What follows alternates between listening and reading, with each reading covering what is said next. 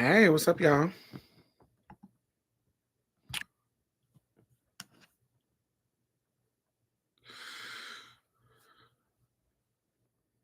Let me see. Is my stuff on? Yes, it is. Alrighty. So I got a little short story time for y'all. Based on what happened to me last night. How are y'all doing? Hey Hannah. Hey Blessing. Hey Gigi.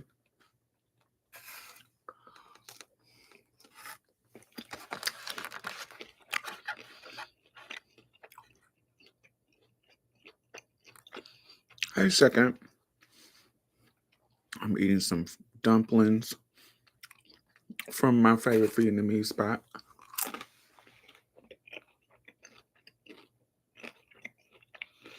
Hey Turner.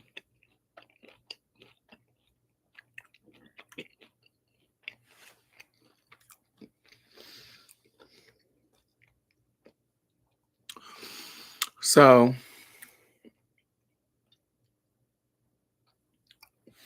how do I start this?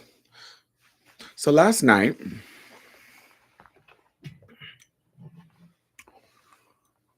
I randomly hit up a high school friend. I had posted a picture and it you know how you post on your story and he liked the picture, like he hearted it. And so I sent a message like, um, let's call him Andrew. So I was like, Andrew. Now, Andrew is a boy that went to high school with me when it's like my freshman year. And when we met, I thought he was gay. So in this time, it was in my age, it was real black and white. If you a gay boy, you my sister, girl. Hey girl, what's your seed? That's just kind of how it was. Like I didn't look at gay boys, still don't, as like partners. Like I'm not fluid in that way. So if you tell me you gay, you my sister, baby. You is I don't look at you as, now of course I can tell you're an attractive man, but I'm not gonna be trying to have sex with you. I'm not gonna be trying to be in a relationship with you. I'm not one of those girls that be in relationships with bush queens. That's not who I am. So I'm not saying that that's a problem for other people. If it works for you, girl, get your life. Me, that's not my ministry. I've talked about this before. I'm an Orthodox trans femme. The way the old heads think about transness and sexuality aligns. I align with that. It's not as fluid for me as some people. Anyway, so hey Coco, when I meet him,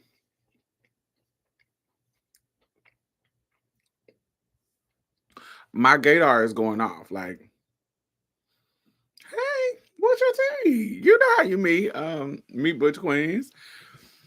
And so now mind you, we freshmen, so it ain't like we grown. So in that age, people be lying about being gay. Because some of us was. Um, now some of us was just too queer to be lying about that. Girl, what? And so he always gave, and it wasn't like flaming queen, but it definitely always gave you a butch queen. But he stood on business and said that he wasn't gay. Hey Trishawn. Now that's okay. So, but me and my butch queen friends, when he would say that, We gonna say, "Oh, okay, okay." So we had a class together, a couple of classes together, but our main classes was more of our electives, like music, because we both was kind of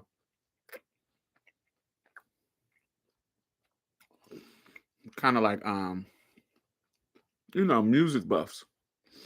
So we was in choir together. We were in just different music things.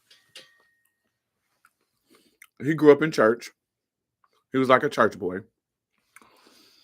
Um, he was fat.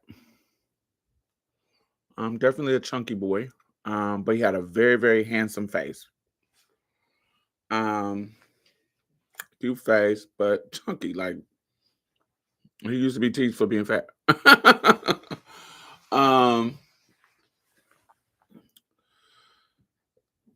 so throughout the years, we I wouldn't say we got close, but we were always friendly. We were always friendly. We were always laughing and joking. Um, but definitely not like, oh, this is my friend, like one of my bestie's friends. This is just somebody that I go to school with. Um, but they are a pleasurable person to be around. Like they're not weird. They're just fun. They're fun. They're cool. They're a cool person. So most of our high school years, we went to the same school. You see what I'm saying? So we at some point we were around each other either in the cafeteria, either at a game, or we were somewhere. We were always at some point engaging with each other. And he was always pleasant. Um, and my cisgender homegirls were really cool with him too. So there it was many times that we were in proximity to each other to get each other's vibe. I have my Thai tea and boba. Um, so maybe like either sophomore year or junior year. No, not that, not sophomore. Probably June, definitely junior year. He got a go. He got a girlfriend, which gagged everybody because the queens and the cisgender girls thought Andrew was gay. So we and the boys, nobody thought that Andrew wasn't gay. Now he said he wasn't, but everybody with the gaydar was like do do do do do do do do do. So I just want y'all to clock that.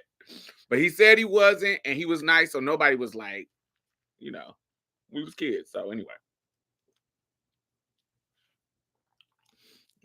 so good.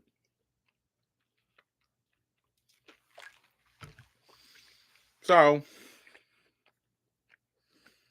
he got a girlfriend. He got this girlfriend named Toya. So they was together, whatever. So everybody is like, "Oh, a girlfriend, boyfriend, work. Okay, all right, straight." It was giving very okay, all right, straight girlfriend. So apparently, you know, hey Ray, hey Flo, how is everybody? So apparently they were doing the not like full sex, but I guess she was giving him some head. And so he had never had sex before. So the head was like, oh, for him.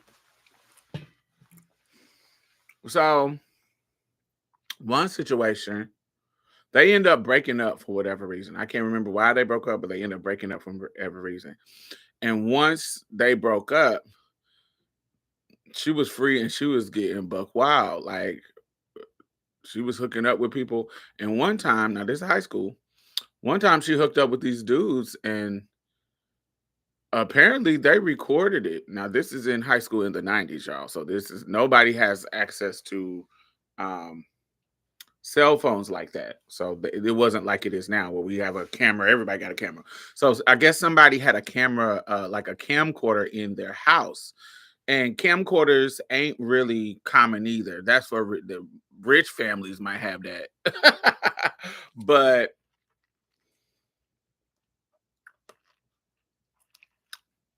but apparently she was at somebody's house who had a camcorder and she was gobbling a whole bunch of boys' meats and they recorded it and brought it to school and was sharing it to everybody in school. So it was this big old scandal. But he had broke up with her, so it was a whole thing. Oh, did you see what your ex-girlfriend did? And la la la la la, all that kind of stuff. These boys turned her out, and it was a whole big old thing. All right, so fast forward to um senior year. Senior year, this is when you have all your, if you're in a choir, so choirs are when you're in choirs, you said this is a listen and don't judge. I know you're talking, but if we're allowed to show stuff, I have this AI music that I think somebody could react to. No, I have some prompts ready. I'm telling a story and then I have things to ask y'all.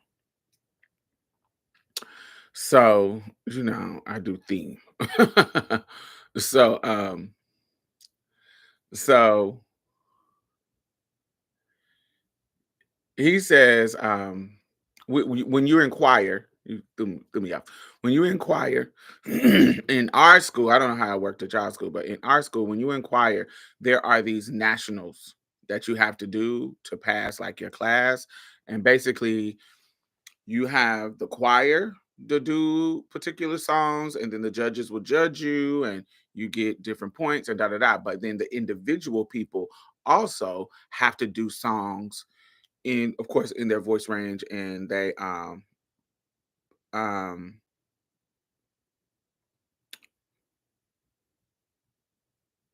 it's like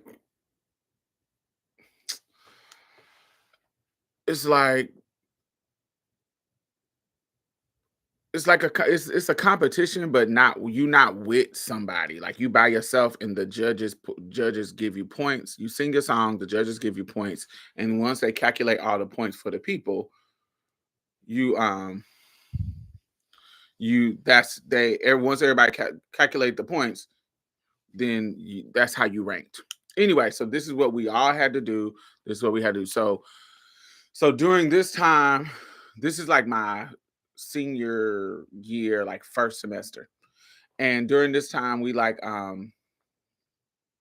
they are we are practicing our numbers. Like we're learning songs, we're learning separate songs, we're learning choir songs, we're just learning, everybody's learning. So it's kind of unusual. Usually you come to the class and everybody is in their seats, and you kind of altos over here, sopranos over here, tenors in the middle, um basses behind tenors, and so we're just singing songs that we're learning throughout for choir songs. But this particular time it's unusual because everybody is not at the same place at the same time like we normally are, because some people are in this room, the different little rooms that we got in the school, that in there with different piano players listening, learning their music. So nobody is in a central location, and so we are all kind of just walking around, either in your room practicing or just kind of walking around waiting for it to be your turn in the music hall of the school. Okay, so the music wing, because we had like the area that the music stuff was in was kind of like a square that was kind of dipped out from the main school. It was connected by one hallway, and so only people in this wing is music people. So so So I'm trying to give y'all, I'm giving y'all why we were in the situation that I'm about to tell y'all.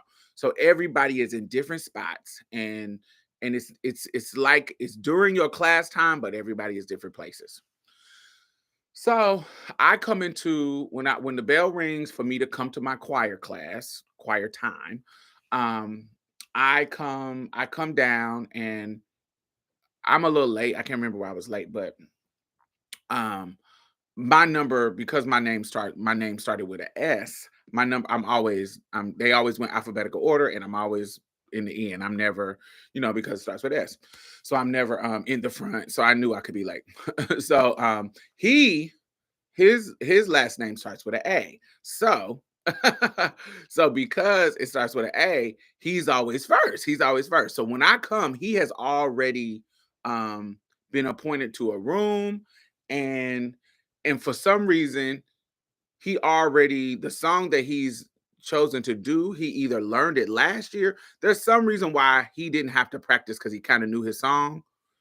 And so we're in the stage of I'm waiting for my turn, and he's already done. So I come into the room, and when you come into the choir room, it's this big choir room, and then there's this back room where we keep like robes. There's an extra piano back there, an extra piano, extra keyboard, but it's a bunch of hangers with robes, like different kind of robes for our choir. So they're all back there. And so I go back there because you can go from this choir room through that room to get to the other choir room. So that's what I was about to do. And so when I go back there, we I, c- I I'm coming through that room, and the door to the other room is locked. And then when I come through, Andrew comes in the room behind me, and he closes the door. And he asked me to give him some head. Now, I'm gagged for two reasons. That this is our senior year, and because he has claimed that he was not gay or not queer, not any kind of thing, he he's never tried to come on to me. You feel what I'm saying? He never have tried to come on to me. He's never tried to um make sure you have thumbs up. He never have tried to flirt with me. He never tried to do anything. So that's why this particular thing. But we are friendly. So it's not like it's just random in the sense of random, like we never talk, we never kiki, we never have fun. It's not random like that, but it's random that is so sexual, and he never flirted, never done anything to me. So stuff like this happened with the trade boys. You see what I'm saying? So he never done this. So this is kind of wild for him to do this, but normal in my life as a queer person. If you get what I'm saying, like straight boys, they be doing that to me all the time. Catch me somewhere, pull their dick out or something like that. So that's just how niggas download niggas be. So this was random for him to do. So we get to, hey Jenny, we get to when he does it, I start laughing. I'm like, what the fuck are you talking about? Because it's a key. I'm like, what boy? Because in my brain, you are a butch queen to me, and I like straight boys. So never like in that regards. He was like, why? I was like, no, and he was like, why not? And I was like, because what what this is so random for you to do. I was like, but I'm also somebody who I don't care who you are. You could be the most unattractive person. You could be the most whatever, not my type. I want to see what that meat is doing. Regardless of if I'm not gonna do it, but I still want to see what you got, what you packing, just because just the curiosity of it. So I was like, well, sweetie, pull it out. Since you're so bold to ask me to do it, pull it out. And he was like, you gonna suck it? I didn't say all of that. Pull it out. So he pulls his piece out. He pulls his piece out, and the piece is really, really girthy. It ain't got too length on it, but it's like really girthy. So it's like average length, but girthy. Above average girth. So I grab it and say, "Oh, come on." Now I'm starting to be funny. But in my brain, I'm like, I don't want to embarrass him or nothing, but I'm not gonna have you because you not my type at all. You not. So I'm not gonna have you. But I grab it and I squeeze it and and make like not a joke about I make a joke about it being fat. Like I grab it like, oh, it's fat. Da da da da da da da. He started laughing. And I was like, but dude, I'm not sucking your piece. Get your ass out of here. We is not, you know, no, get out of here. And so I go around him and open up the door and it ends right there. But and when we see each other, nobody is acting weird. Nobody is. We go back to our normal, regularly scheduled little moment. So it's just a moment that's really really strange because he never tried to do this in our whole 4 years of being no flirting, no no indication that he was sexually interested in me in any kind of way, which also led me to think that he was a fucking a butch queen because that's normal how trans and butch queen relationships kind of go. So if you a cisgender straight boy, it is two things that you do with me. You either going to flirt with me or you going to totally distance yourself from me. It's no middle ground. Like that's in my experience when I was younger, that's what it was. You either going to flirt and try to have me or you going to totally don't want to sit by me, don't want to be around me, don't want to talk to me, don't want to make eye contact with me. Or the opposite. You gonna make eye contact, you gonna flirt, you gonna try to sneak and do something freaky. You gonna it's either or, it's no middle ground. And so that's just what it was. All right. So that was in high school. We graduate. I don't ever see him no more.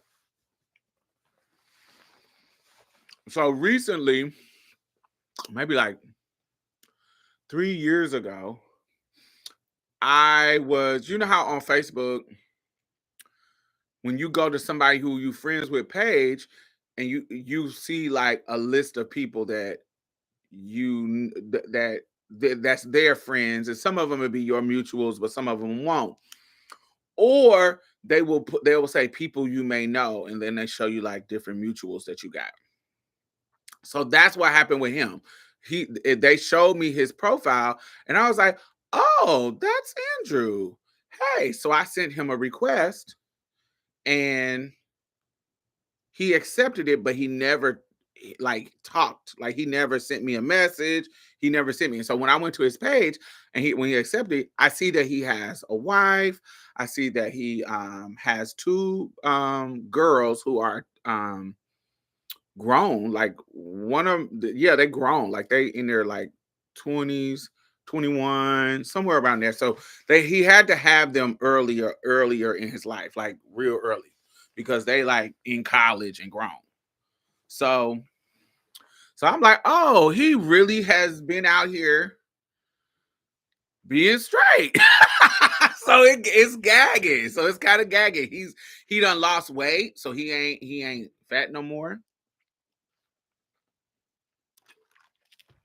So I was like, oh, well, maybe my gaydar was broken because clearly he went down the path of being a straight man. But I still remember in high school you was trying to be freaky. So if you were trying to be freaky then, I'm sure I'm not the only butch queen or the only, however you thought of me, butch queen, trans, whatever you thought of me. I'm sure I'm not the only one you met in your life in this lifetime. And so if I would say no, there might be somebody else who didn't say no.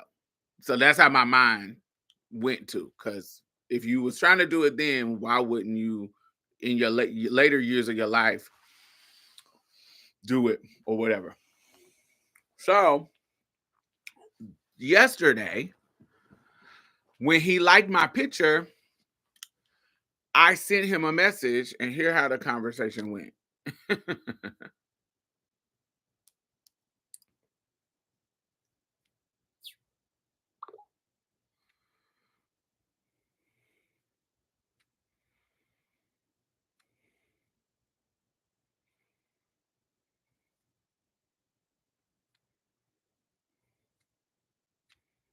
We talked a lot. Damn.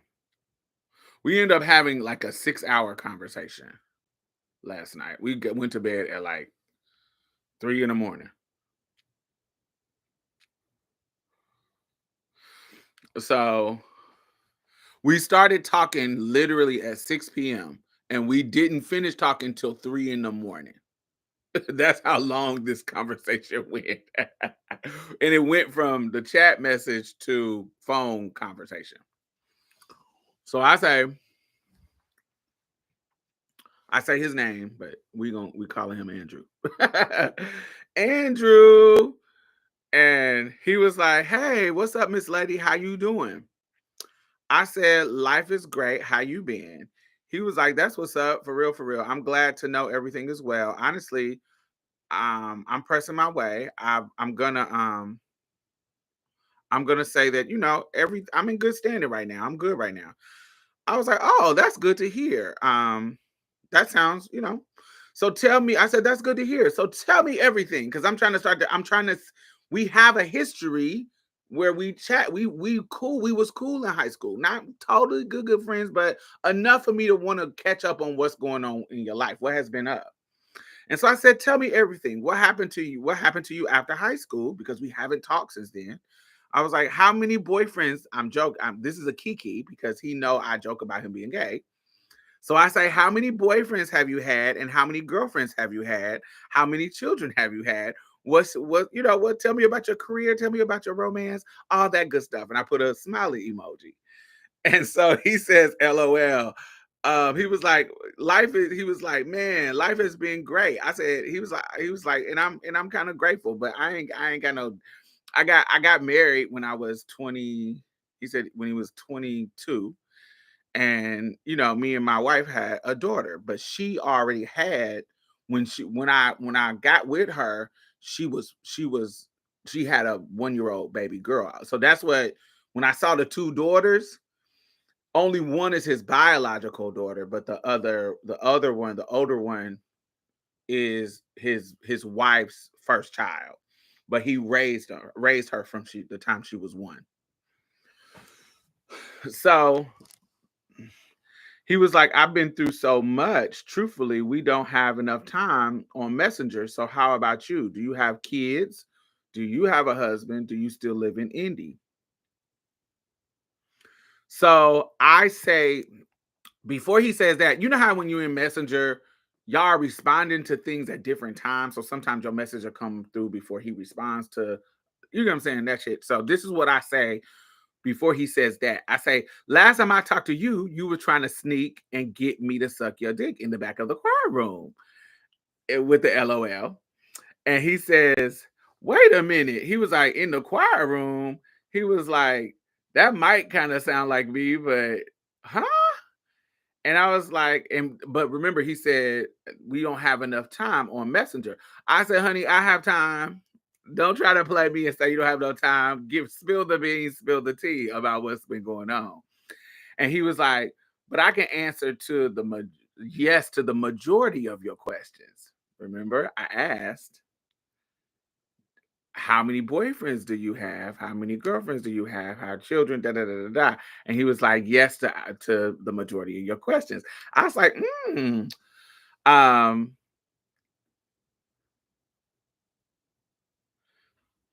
he says, So I tell him just what's been going on with me, just a list of shit that's been going on with me.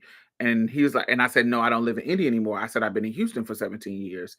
He was like, okay, I understand that. He was like, so you don't have any children? I was like, no, of course not. I don't sleep with people who I can have children with. And he was like, I have two, one biological and one stepdaughter. He was like, I got divorced about a year and a half ago. And I was like, oh, why divorce? Was you cheating? And he smiled like, you know how you can respond to the message and it just either put a heart or put a smile, laughing, something. So he laughed at it. He was like, that's crazy. I was in Houston on July the 4th, 2023, actually looking that I could possibly move to Texas and relocate there. I got a lot of family in Texas. And I was like, oh, I love Houston. I said, see, if you weren't, I'm joking. I say, see, if you weren't in the closet in high school, we could be married by now and traveling the world. But you wanted to pretend your ass wasn't down, so you missed out. And I put the laughing face.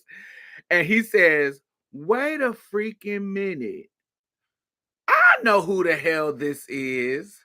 Hey, CL. He was like, I know who the hell this is. Excuse the fuck out of me. He was like, Diamond, oh shit, I've been looking for your ass, wondering what the fuck happened to you. Is this formerly? And then he put my old name, my dead name. And I say, LOL, you just figuring out, because by this time we done had a couple of chats. Like we chatting, and it done been probably like 30 minutes by the time we get to this. And I was like, not you just figuring it out. But remember, he's been on my list for probably about 2 years. For about 2 years, though. So in my brain, I was thinking like, maybe he just, he got his little wife and he's kind of, because for me, because of our relationship in high school, for him to add me, it would be very strange for him not to contact me. Like we was cool. Like it would be like, how I don't know. It's I don't want to say friends. We were friends, but not like close. It's hard to like, you got your Butch Queen friend that you talk to on the phone all the time. That's close to me. But it's no way I'm coming in the cafeteria and I see Andrew and I not talk to Andrew. What's up, Andrew? So we cool like that. It was, or if Andrew sat next to me in the cafeteria, it wouldn't be weird. It would be like, oh, what's up? Sit down and talk, and we talk about whatever is going on. So we had that kind of friendship where we ain't close, but we gonna talk to each other wherever we go, like a familiar person. So him adding me and not talking to me was kind of strange, but that was in high school. We grown now. We 40s, in our 40s. So it's like, maybe, you know what I'm saying? I thought maybe he was on some download shit or didn't want to kind of talk to me or whatever. That's what I felt. And so I was like, not you just figuring it out. He says, oh my freaking God. He was like, you don't understand. Like when I looked at you, like I knew you, but I didn't know who you were. Like I could look in your face and see it, but I did not put two and two together. He's basically saying I didn't put two and two together that you was that person with this person. Now remember this, he hasn't seen me, and I don't look like I did in high school. I wasn't no brick, but I was bony. I was super skinny in high school. Like I was like 130, 40 pounds. At first I was like 5'7", and then between sophomore year and junior year, I shot up to 5'11", and I stayed there for the rest of my life. But think of me being 130, 40 pounds at 5'7", then shooting up to 5'11", and still being that same 130, 40 pounds. Bony, bony, bony, bony, bony. I hadn't had any work done. You know what I'm saying? So, honey, I was what I was. So I don't look exactly the same, but so I've met people who don't know who I am when they meet me, and they saw me every day in high school. So that's pretty common for him, for somebody not to realize. But he's gagging, so he's speaking in now he's speaking in all caps. He was like, "Oh my god, your ass really went out here and turned into a bad bitch." He was like, "Hell yeah, this is crazy. Oh my god, you just made my fucking day." And so I was like, this is so funny. I said, I thought you knew me when you added me. Who I said, who you thought it was all this time? And who would be talking to you like I'm talking to you right now? Who else was you trying to get some hair from in the back room of the choir? He was like, I swear to God, I'm smiling from ear to ear. As soon as you said the choir thing, it was like, what? He was like, that only happened with one person. So that's why I went to your pictures and was looking like, what? This is crazy. And so, boom. He was like, soon as you said that, soon as you said the choir thing, and knowing now that I know what trade was, I didn't know what trade was back then, but now that I know what trade is now, you and your cousin used to always claim that I was going to be Trey at the very least. And hell yeah, I'm Trey. I said, LOL. I was like, we knew. I said, that's why I said when I opened up this conversation, did you find you a boyfriend? Did you find you some girlfriend? Because I don't care what your ass said, motherfucker. I knew your ass liked the boys.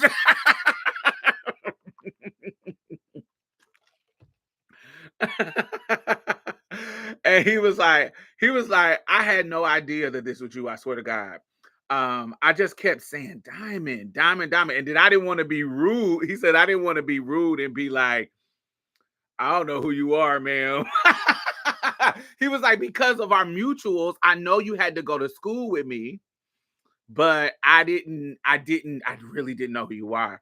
And I was like, oh, that's what's up. I said, yeah, I changed my name right after high school.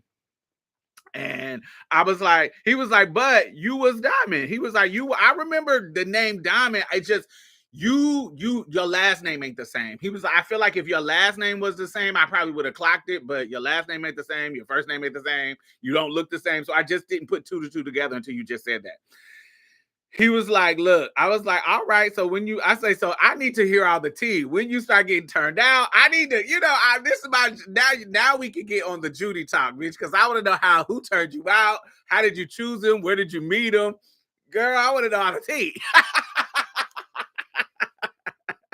Now, because we had that relationship. And now that now you done came to grips with yourself, we can kiki about it, child. Cause I know you like the niggas. Let's share horror stories. Let's share horror stories. So I say, yes, I want to know all about it. Let's share horror stories. And he was like, honestly, look. I love pussy. But I love dick too. And boy pussy. He was like, I love all of it. He was like, he was like, yo, I can't believe I'm having this conversation with you.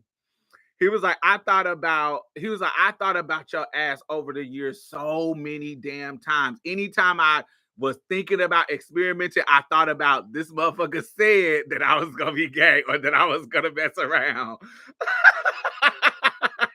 He was like, he's like, you don't understand how I have thought about you, and I couldn't find you because I didn't know your new name. He was like, you don't understand. I had thought about you all the time. I'm so freaking happy you reached out to me.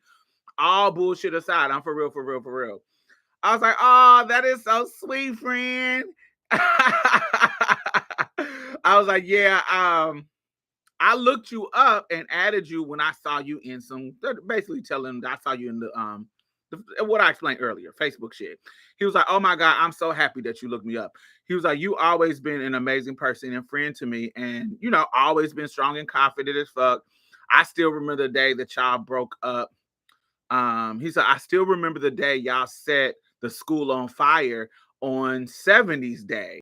Y'all wasn't playing with us. So on, how Spirit Week, did y'all have Spirit Week at y'all school? I don't all high schools have Spirit Week. So if you don't have Spirit Week is a week in your like senior year where each day, well, our school, I don't know how y'all did it, but our school had different yep, Spirit Week was strong. Okay, good. So our school had different themes of the day. So one day was switching day, like switch day. So girls come as boys, boys come as girls. One day was 70s Day, so we come back as the 70s or 60s. One day was what kind of days did y'all have? Like one was old school, one was switch day. What other one was? What other days did y'all have? Pajama, yep, we had pajama day. We had old people day. It was 5 days. It was gender switch, it was 70s, it was pajama, it was was it old people? Wacky hat, mismatched clothes, school color. Yes, we had school color day. It was old people and school colors day. Yeah, you had to wear all your school colors. Yes. Pajama, we had Jersey Day. Yeah, we didn't have Jersey Day. We had school colors, old people, um, gender switch, um, pajama, and 70s. That's what we had. So me and my cousin Kiever, we Spirit Day was the color day. Spirit Day was colors. Like you had to wear school colors. That's what Spirit Day. But this whole week was Spirit Week. Hey AJ. I could not afford no clothes because I didn't work and had no parents who would support me in the opposite sex. Mm. We got all our clothes from like thrift stores, or we went and stole them. What? We went and stole them. We had tacky day. So this day was this day that he's talking about was 70s, and me and my cousin Kiever, we went all out. We were 70s fro, bell bottoms, platforms. Is this when Kiever wore Kiki brown heels? Yes. I had on some God, I wish I don't know where the picture is. Somebody sent me the picture in the inbox and I don't know who sent it. But yeah, it was 70s. It was love. It was sickening. So we coming through really giving the theme, but we fished out. We girls. So yes, we did the gender bending on this, but yeah, Kiki had some brown like platform heels that were really really big, and Kiva had wore them, and because Kiki got some big ass feet, so we all had the same size shoe.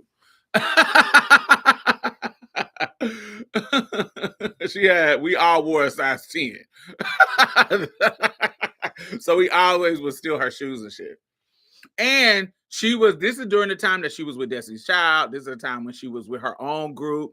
This is during the time that she was really like she was making a lot of money at the time because she was a teenager singing and going and doing single stuff. So she was making money. And so she had clothes and shit that Indiana girls didn't have access to. So she had tons of like shit. And so we would, sneak her shit. And so this is one of the time that Kiva took her heels. So that's what he's saying. I remember y'all set the school on fire, baby. We walked in that school and we broke it up. Anywhere we went, everybody was like, yo, y'all killing it. Because not only was we fire, but we was girls. So he says he could if there is multiple times in this message that he keep emphasizing how happy he is because, and we end up switching to the phone, and he explains later that the reason why he's so happy is because I'm the first person that kind of acknowledged that in him, and his life so far has been kind of repressing that about himself, and he literally just came out within the past year to his family. He literally just came out. He divorced his wife and came out to his family and said, yo, I'm going to start exploring this side of me. I haven't had it. I've been like hiding this part of me, and I don't want to do that no more. And so I am coming out to y'all. If y'all don't accept me, that's okay. But if y'all do, y'all do. So he literally is in his 40s just coming out of and admitting that he's bi. Because he does like women, but he's coming out and saying, yo, I don't want to be in no closet. I want to explore this side of myself.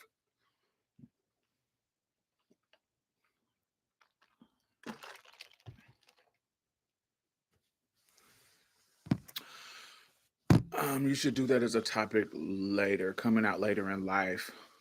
I wouldn't know anything about that. I came out when I was in my early teens, so that would need to be somebody who did that to experience that. That wouldn't be a topic. I would like to interview somebody who came out in later in life, maybe not a trans person. I've already interviewed many trans people about that, but maybe like a queer man who came out later in life.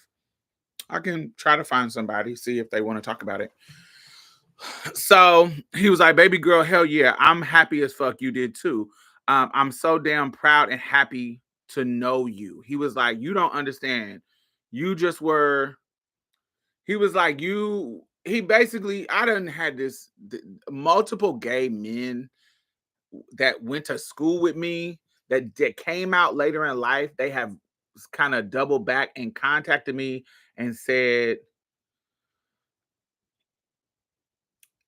and was like, man, you were like the first motherfucker that was like out and proud. And even though I was still in the closet, like I was rooting for you. And you just inspired me to kind of, no, not in the moment because I was still too scared, but eventually I was able to be like, fuck it, I'm just gonna do it. And you were one of them examples. It's crazy how we don't know who we inspire, but just being ourselves without even trying. Yes, and it's been even straight dudes. Straight dudes. I've had straight dudes come in that's particularly from college, come in my inbox, and they're not gay. They're not messing around like in regards to sexuality. But they will come and say, I remember this happened to me twice from dudes that went to Jackson State with me. They were, yay, balloons. Thumbs up if you're watching. It's 60 people in here. Thumbs up. Um, um, so they would come and they would say, no, I wasn't inspired by you in regards to like no sexuality shit, because they're not gay. But the fact that you was tipping through Jackson State campus, the first openly trans person, unfortunately living in a trans dorm, living in a boys dorm, people were saying shit about you, people were harassing you, people were doing all this shit, and you stood on your motherfucking business. Like, regardless of what anybody thought, you stood and was like, this is who I am, fuck y'all, like y'all don't gotta like it, blah blah blah blah blah. He was like, that's more, he basically like, that was like an shining example of me as a man, not you as a man, but him as a man. If this motherfucker can do this, whatever I can be strong about in my own conviction, you are an example of that. I can be a man and stand 2 toes on shit that I believe in too. Even though you not standing on being a man, but you standing on being who you are. And I, as a man, can stand on being who I am. And you are an example of that. Like, You was just a motherfucker that did not give a fuck about what anybody said. And you was just out here living your life however you wanted to live it. And so me, if I'm navigating the world in a way that isn't even as even that isn't even that controversial, there should be nothing that I should be ashamed of. I should be able to stand on my 2 feet too. And you were an example of that. And I want to thank you. And I was like, exactly, period.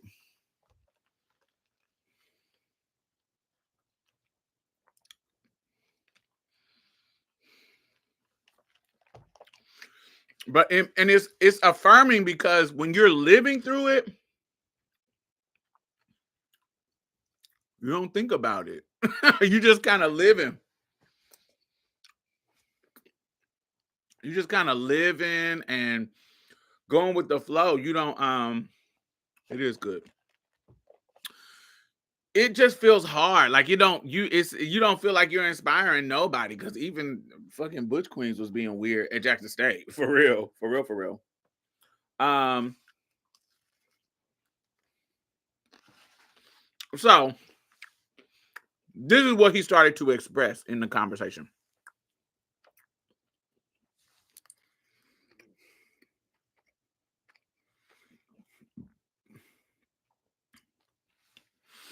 He was like, Diamond, I ain't playing. I gotta see your ass soon. You always he was like, I just couldn't place. He was like, it's just crazy because I couldn't place that it was you. He was like, I accepted the request because he said I accepted the request because we have all our mutual friends. So I knew that we knew each other. I just couldn't put it.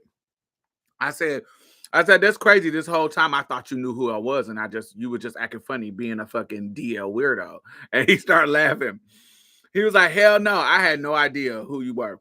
He was like, now that I know, I wouldn't give a damn if I was still married or not. You is gonna be my motherfucking friend. I've been looking for you. He was like, and I'm not DL anymore. Over the last couple of years, I came out to my family as being bi, which I am, because I do like pussy. I do like women, but I like men too. I like dick, pussy, ass, all of that. But yeah, I don't have to hide anything. I'm just so happy that I don't have to hide shit no more. That shit is liberating as fuck. And I say, well, welcome to the world of liberation, queen. Because I'm still being weird to him. I'm still gonna tease him. I said, welcome to the world of liberation, queen. 20 years late.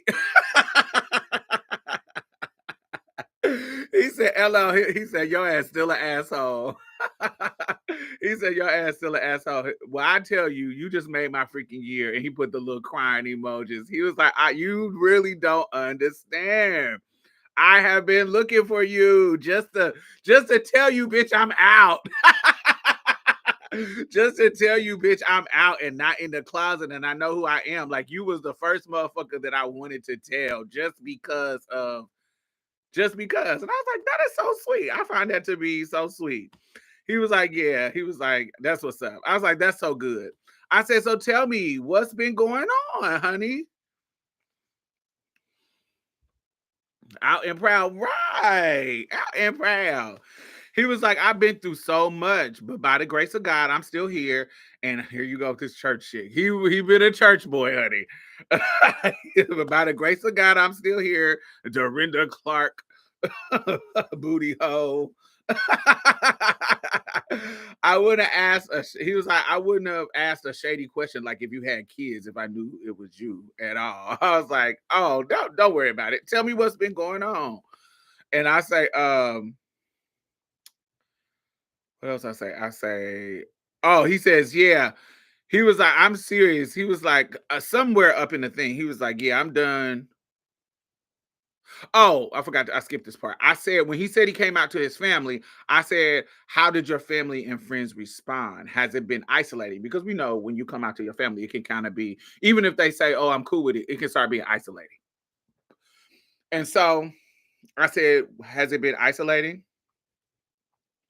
And he was like, "No, my family, my family has been super super supportive, nothing negative." Um, he was like, I just haven't, he was like, I'm done fucking with broke ass niggas. So when he say that, I'm like, oh, he done had some dealings with the trade. Like what's going on? I need to get into the tea.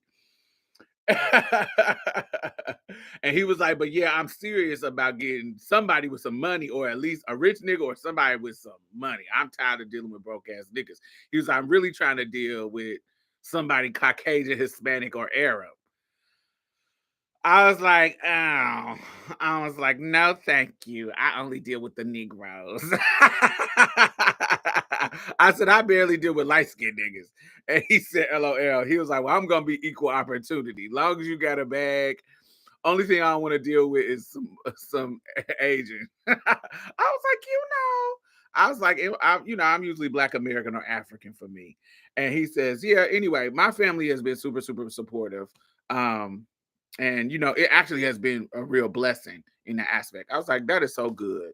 I was like, also, they probably knew and was just waiting on you, just like the rest of us.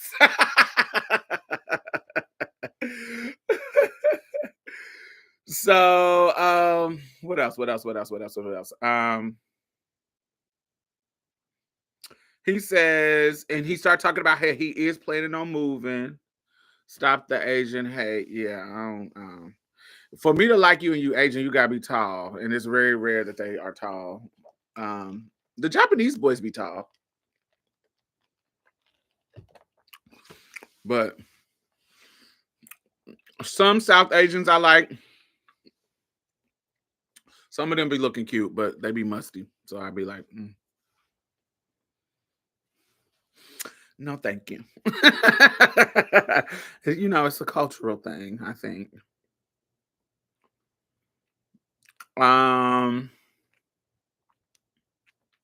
So he says,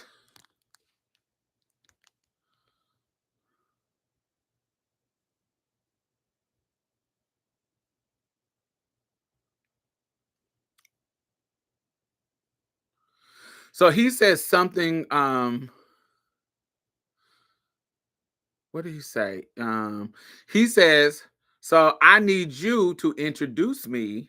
He says, I'm really planning to move, though. I'm trying to move from here ASAP because I'm really tired of Indianapolis. He was like, so if I come down there, I need you to introduce me. Since you selling the Africans, I need you to introduce me to some fine ass Africans because I don't be seeing them at all. He was like, I ain't playing. If a motherfucker can't do nothing for me, I'm good because I'm making a little money, so I need them to be making a little money too. And then it will work. He was like, and I know you getting all the niggas because you a baddie. So what's up? I was like, LOL. I said, Andrew, I'm a woman, baby. I'm a woman. I was like, we don't attract the same type of niggas, baby. You over there looking like a skinny Rick Ross. You over there looking like the trade, baby. I don't niggas that I would fuck with ain't gonna fuck with you. And I say I'm a woman, baby. I only date niggas. Most niggas that I date, they identify as straight. They is not gonna deal with you because you was a man. He was like, wait, does that mean like you cut it off? He was like, wow. I was like, no. But they still identify with being straight, motherfucker. They still attracted to my woman, me being a woman. He was like, oh, he was like, see, I'm new. Don't cut my head off. I'm new. He was like, but I see what you said. He was like, okay, that's what's up. Anyway, I don't give a shit. We can run the streets and try to find niggas together. It sounds like we like the same type of dude. I was like, yes, it sounds like we like the same type of dude. You like masculinity, I like masculinity, and that's what it's gonna be. So we can run the streets together. And so I sent some pictures of baby, honey, understand I'm a woman. I'm not a me and you is two different things, baby. So he like, oh, a woman. Yes, baby. Tits and ass and body and things. we two different things, baby. We attract two different type of men. Two different type of men. You a big ass nigga, big tall. We the same height. You 5'11". You a tall ass nigga, honey, with a beard. And girl, we two different things. Get out of here. He was like, damn, you sexy as fuck. He was like, he was like, nah, I see what you're talking about. At first he was like, I know you was, you transition, whatever, but nah, it didn't register in my brain, but now I see what you're saying. Yeah, most nigga that's gonna be attracted to you is not gonna be attracted to me. I was like, right, let's make that connection, baby.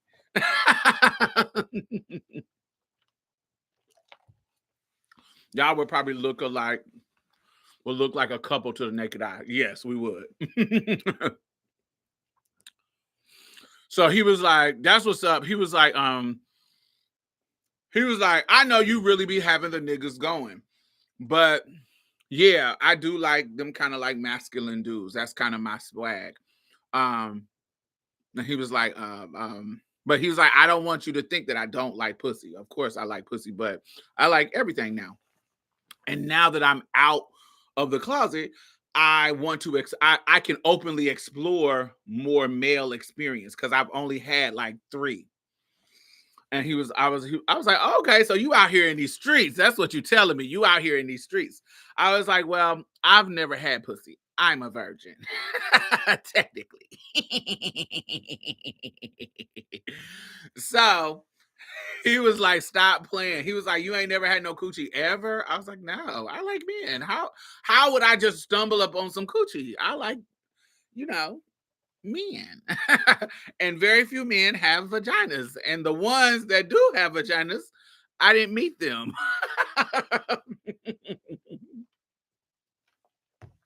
I didn't meet them till later in life. So I said, I got some hair from a woman before. And the girl who I got hair from, we went to high school together. And I said her name. I said, she gave me some hair one time. And he was like, wow, damn. He was like, I thought you had tapped something at least before. How do you know you don't like it if you've never done it? I said, you don't have to like something. You don't have to try something to know you don't like it. It's not about not liking it. It probably feel good. It probably feel amazing, but I'm not attracted to women. So I'm not trying to try it out. I'm not attracted to women. So that's what it is. So he says, he was like, I'm not trying to be disrespectful. So I don't want to, I want you to know that. And I was like, oh, hey, because he said something, because he said my old name. And, you got to nip that in the butt real soon. I was like, so we don't do the old names, baby. And so that's why he said, I'm not trying to be disrespectful. I'm sorry. He was like, I was talking about in the past, I thought that you had tapped something at least. I was like, who would I have been tapping? Andrew? Who would I have been tapping, baby? I was chasing niggas. And I was chasing niggas because we talked about the niggas I was chasing. And you saw niggas that was chasing me. So what hoes would I would have what chicks would I have been fucking? Anyway. So we get to talking about transition, and I explained to him, we started talking about like my transition and how that went. And then I said, because if you notice, when I came to school, I gradually started to kind of grow to, he was like, yeah, your ass was growing titties. Like we would talk about it. You were literally on hormones and your titties was growing before our eyes. You were growing boobs. And we were like, how is this motherfucker growing boobs? Because I was on hormones. So, but I didn't tell people that I was on hormones. I just got on them. But they saw these tits growing. So we talked about that a bit. And then we went to what else did he talk about? How did your family take it? And he was like, that was super, super young. He was like, and I know people, because people was wearing it out in school, I know people were wearing it out in your family. So he didn't know that I was in a group home during the time that I was in high school. So I told him, yes. I was like, I didn't live with my family. I lived in a group home. He was like, oh, that's why you had your apartment when you was 17. I was like, yes, because I got emancipated and I was able to get out on my own because I was legal. When I got emancipated, I was legally adult. He was like, I always wondered that because you was the only person in high school who had their own apartment, and that was crazy. Like I had never seen nobody do that. Because I was like, how you even do that? I was like, yeah, because I was emancipated.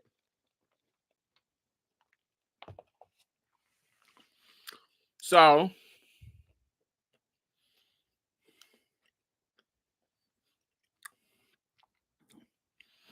then we start. So it started to get where we was going back and forth, and I was like, yo, here's my number. Just call me. Let's talk.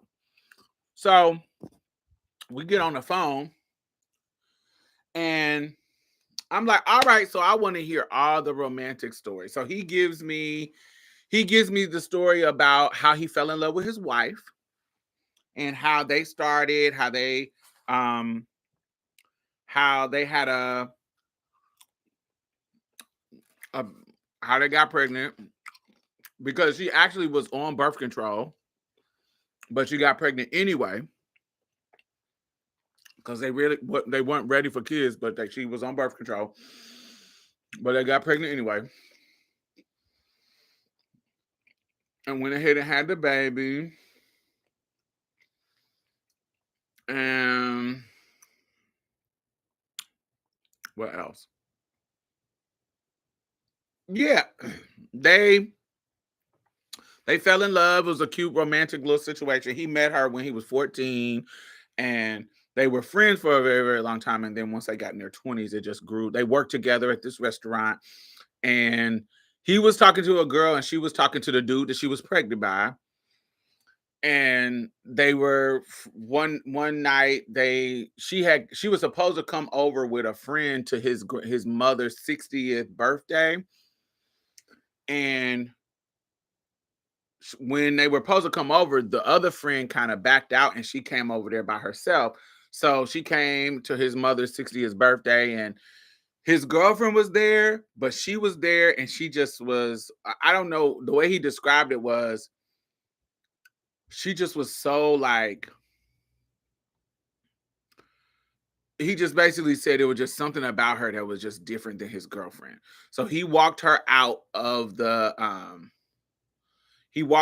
her car, and in the car they kissed, just one kiss, and he was like, I broke up with my girlfriend the next day and focused all my energy on her.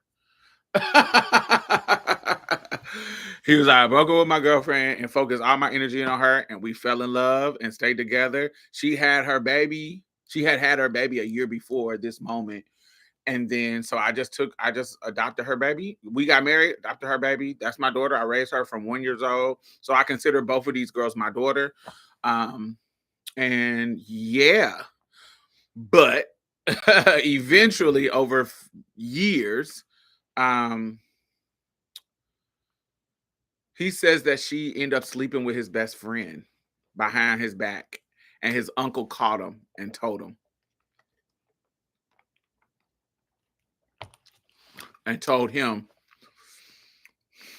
and it broke up their marriage. But she wasn't the only one that was cheating. He was also exploring his sexuality. So while she was cheating with his best friend, he was cheating with a piece of trade that he met on the chat line.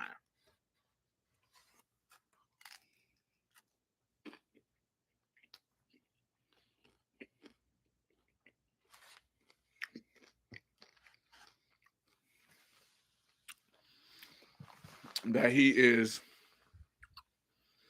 He is getting his back blown out. They both verse, so they both getting their back blown out. They both gobbling meats, and that relationship lasts for about 15 years. So the marriage was like 20 years, and the relationship with the Butch Queen was 15 of those 20 years. And 10 of those 20 years, she was messing with the best friend. So they both was cheating on each other with separate people and found out about each other. Well, he found out about her and the friend, and then he came clean about him and the Butch Queen. So they got divorced about 2 years ago.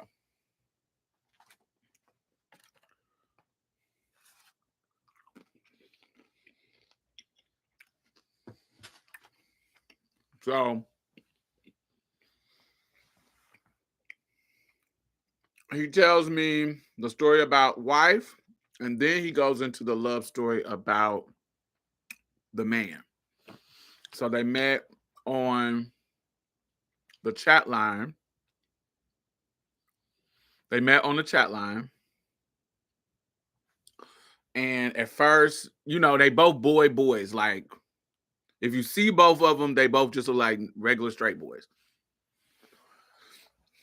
And so he was like, because I never been in this kind of situation, I wasn't ready to do all the stuff in the beginning. So it took us about, you know what I'm saying, he was like, about the first 5 years, we were just kind of doing oral and jacking off and da. We weren't doing any of the penetration stuff. He was like, but we kind of broke it off. We kind of got into it one time and kind of broke it off for like 3 years. And then I seen him again. He said, I seen him again at the mall one time, like maybe 3 years after we stopped talking to each other. He was like, I walked into the mall and he was paying for something at the register, and I got butterflies in my stomach. That's how he described it.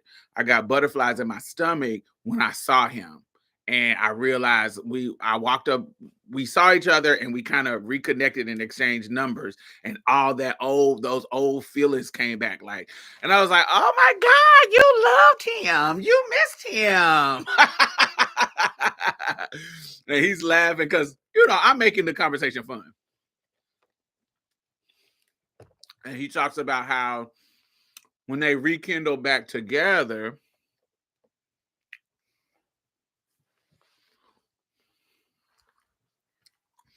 they went further. So instead of it just being, oral and jacking out, they both went further or whatever. So I asked him, I said, so what's the other boy giving? Like, you giving Mary download trade. Is he a Butch Queen? Like, is he out? And so he was like, Diamond, that's the problem. Like, he lived with a nigga. And he be trying to lie and say that they not together. They just live together. But in the beginning of our relationship, they were together. And they still live together. And so now he says they just roommates. And he was like, because I'm like the download nigga over here with my wife, it's not like I'm gonna pull up and check to see what's going on. But he be selling it to me like they not an item, but they live in the same house together. And now that I'm out of the closet per se, and I'm trying to push for something more, he keep bullshitting. So it's starting us. So basically, he download. Not I want to say he download. Him and his trade is living together, and it was cool because I don't ever have to get you involved in our situation. This is all happening in Indy. Yes. I don't need to get you involved in our situation because you got your wife and I got my husband over here. But now that you ain't got no wife, you trying to make me be something else and end my little situation. And so this has created a clash in their relationship because my friend is like, I finally done came out to everybody and now we can be together like we have been talking about for the past 15 years.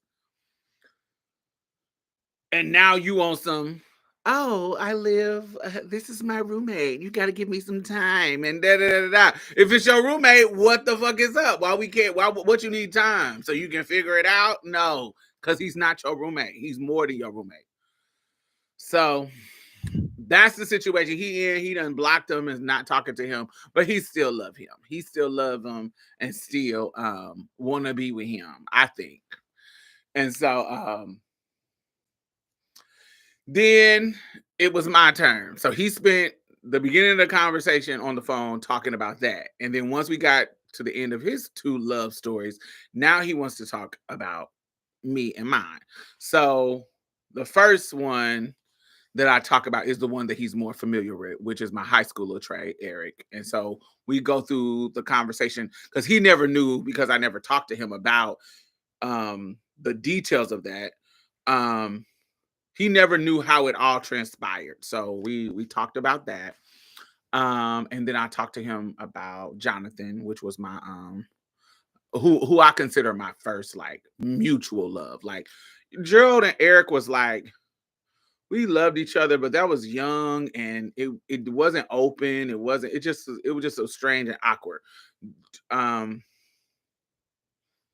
Yes, baby faces from Indianapolis. Absolutely.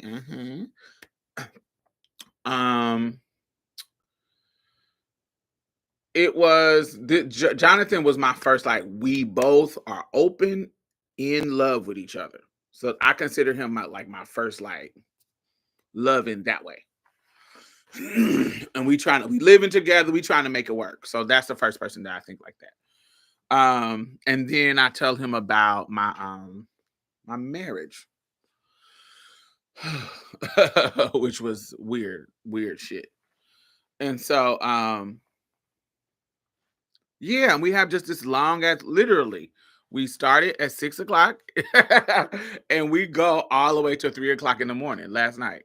And we just talk about everything. And it's just so dope. And so by the end of the conversation, he was like, man, I feel like this is like some fake shit, because soon as I come out the fucking closet, soon as I come out and now my life is open, I run into the motherfucker who I need.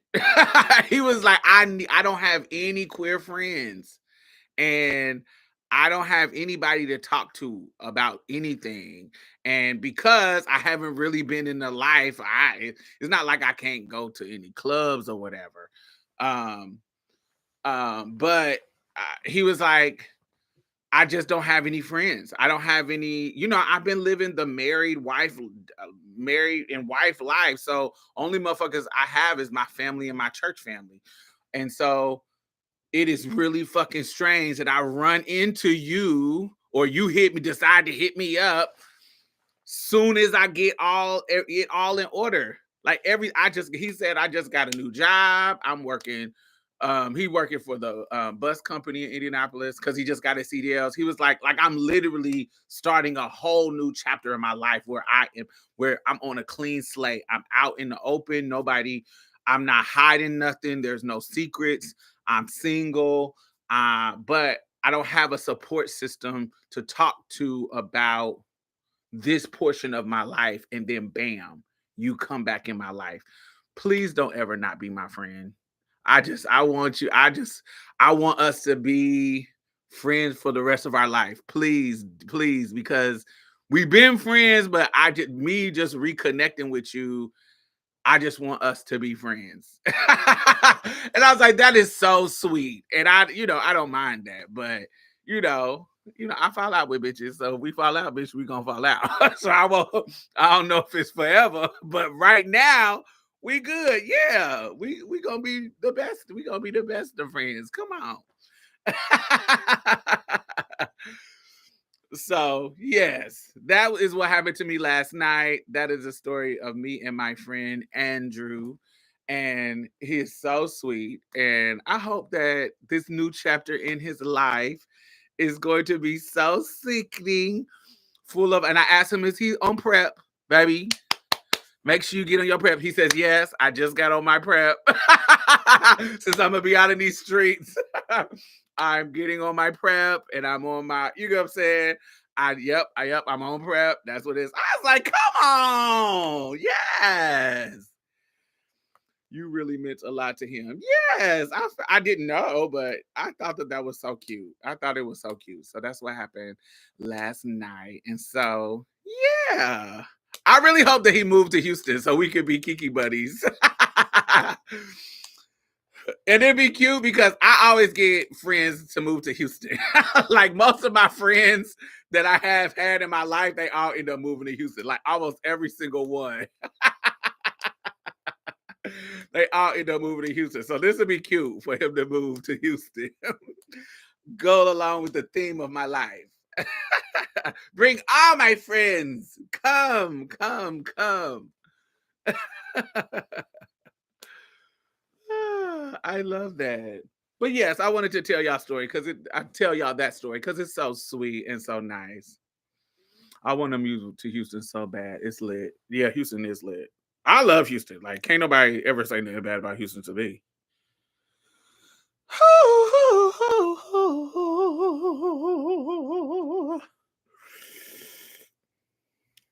All right, let me.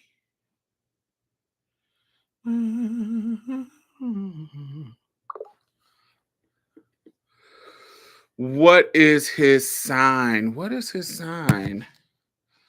Oh, I don't know. I don't know.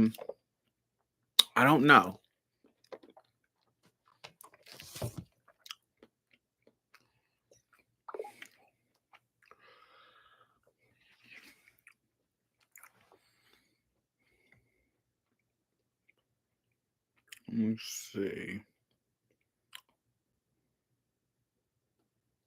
He's a Capricorn.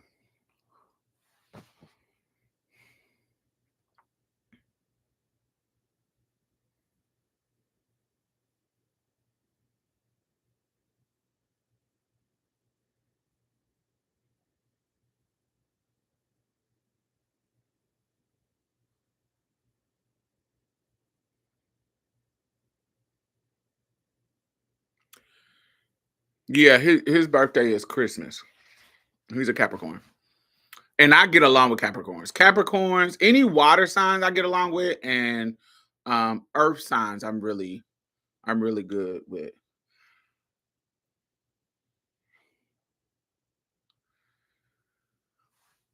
Yeah. Capricorns, I'm cool as hell with Capricorns. I got a couple of Capricorn friends that long-term Capricorn friends. I'm a Capricorn. I love other Caps. We are selfish in that way. We are selfish. Yeah, I don't know, like Capricorns are needy. Capricorns are needy, but not in the way that not in a way that annoys me. They can be needy, but I sometimes you like Geminis. I don't have any Gemini friends. I don't really ever connect with Geminis. Not on but it's never negative or positive. I just never connect with them. Like I don't there's no Gemini. I know some Geminis, but it's never a connection. Like it's not like, oh, we got chemistry. Let's be friends. It's not bad or but good. It's never nothing.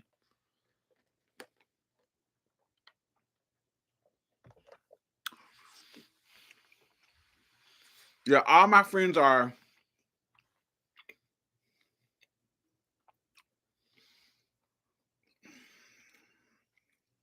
in my life, like span of my life. Most of my closest friends have been water signs. Damn, really Capricorns. Like, um, Ty is a Ty. I mean, not Capricorns. Cancers. Ty is a like she's a Gemini Cancer cusp, but I think she's a Cancer. Um, because she's right on the cusp of Gemini and Cancer. Um,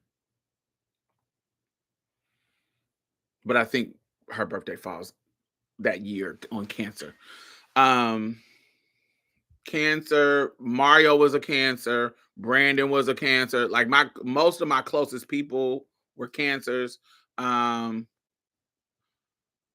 Brianna is a Sagittarius. Brianna Jenkins, cool. We cool, and so she's my only Sagittarius. My mom was a Sagittarius, so I know how to deal with Sagittarius.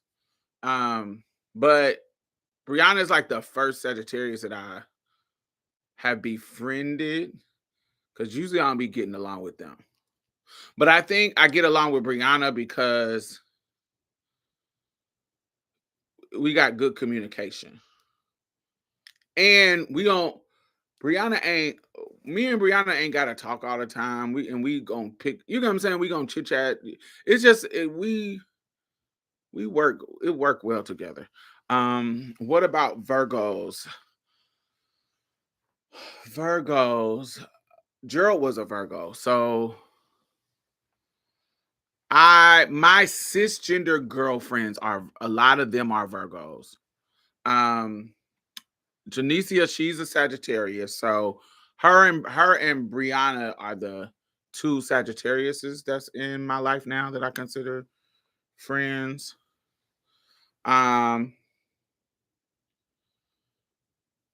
Virgos, my cisgender girls are Virgos, like Money, Queen, um, Rosalind. I have a lot of cisgender friends that are Virgos, cis women. I know you work well with Libras. I do work well with Libras, but from a distance. I have a lot of chemistry with Libras, but we do not work well in long term. We have to, it gotta be from a distance. We gotta I fall in love with Libras easily, but Libras are toxic.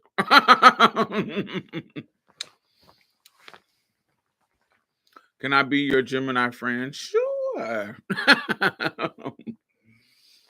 um,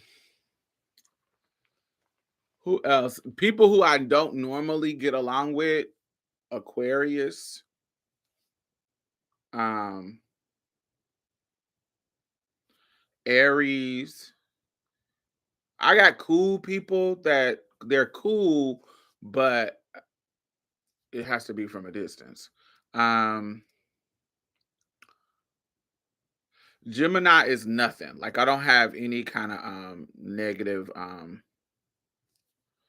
don't have any negative experience or positive experience with Gemini. So I never make a connection with them. I know some, but we never come together.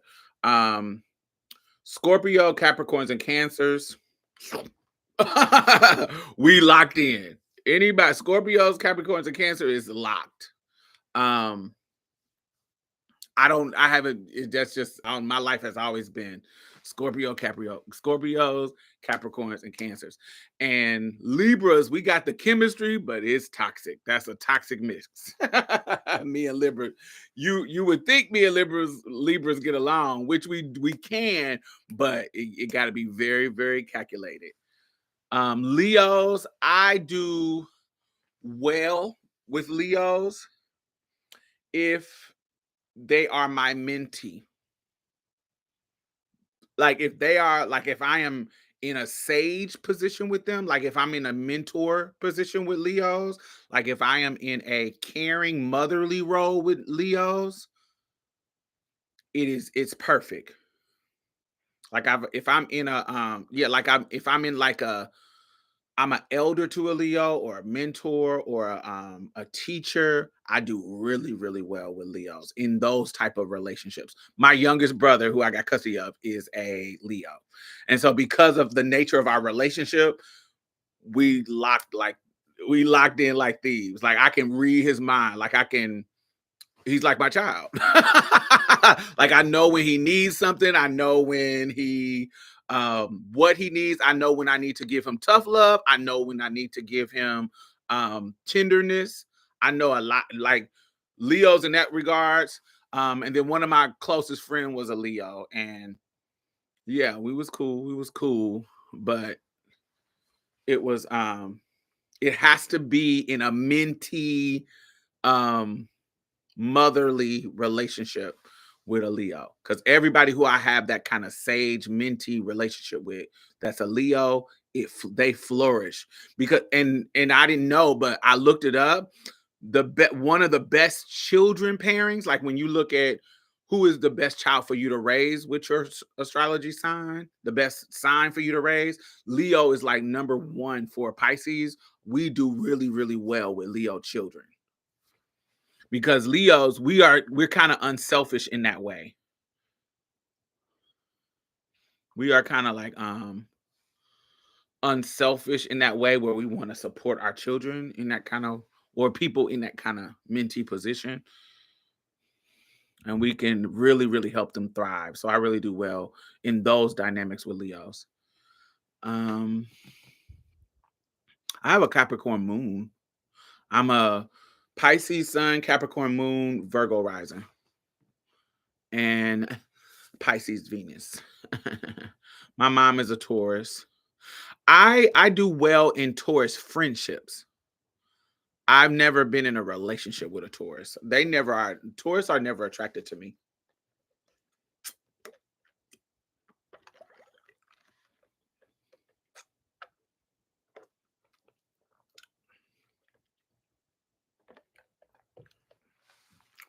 Mm. Man, I wouldn't wish a Taurus on nobody. The Taurus I know, they in long-term relationships. The Taurus I know, they all of them are in like long-term, long-ass relationships.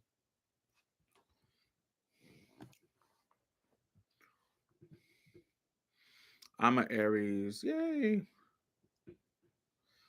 I'm a Pisces with a Capricorn moon, with a Venus rising. Capricorn. What is your rising and what is your Venus? Say that again. What is your rising?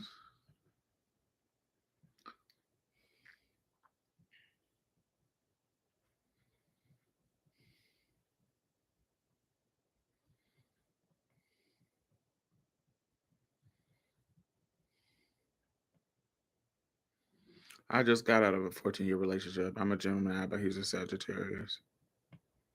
Mm.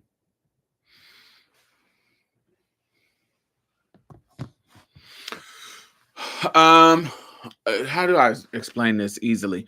So your sun sign is how your front facing personality, your sun sign. That's your kind of like your how you what you show to people, because your front facing personality. And somebody, I'm not expert at this stuff, but from what I understand, your sun sign is your out facing personality. Your moon is your emotions, your underlying personality, like your emotional state. Your moon is that. So I have a Pisces sun and a Capricorn moon. So that now your rising, I can't remember exactly how your rising affects you. How does your rising sign affects you in astrology?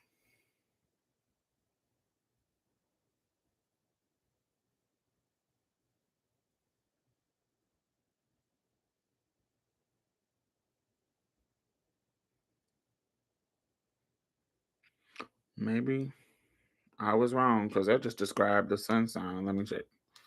Let me see.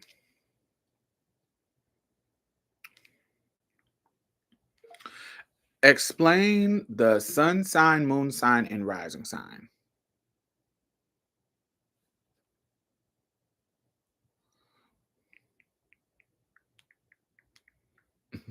It said sunshine.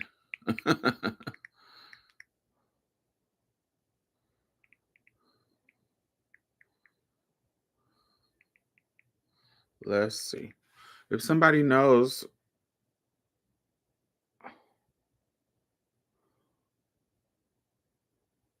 okay, so here we go. Sun is farther and ego, moon, emotions, rising, high people. So here's what they say. All right, so your sun sign is your core identity. It determined by the position that the sun in at your birth. It represents the ego, willpower, and basic personality traits. It's most common. The most commonly known signs are like that we know, like the normal signs. Um, the moon sign is your inner emotion. So I was right about that too. It determines the position. It's determined by the position of your moon and your time. It represents your emotion, your instincts, and your subconscious self. And it reflects on how you process feelings and react emotionally.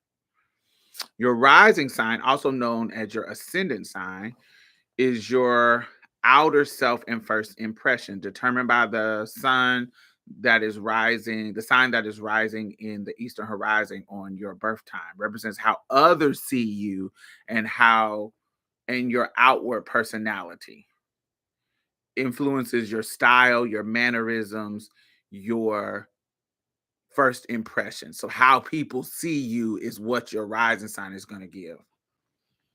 So, which kind of makes sense for me because Virgo is my rising, and people be thinking, a lot of people think I'm a Virgo. I have had a lot of people say, "Are you a Virgo?" And think because of my work ethic, like I have a really, really strong work ethic. Like I can keep going with stuff and really, in regards to that. But I only have a good work ethic because I'm good at coping. I've learned how to cope with my ADHD. And so but I'm lazy as hell, but I've just learned to cope with it.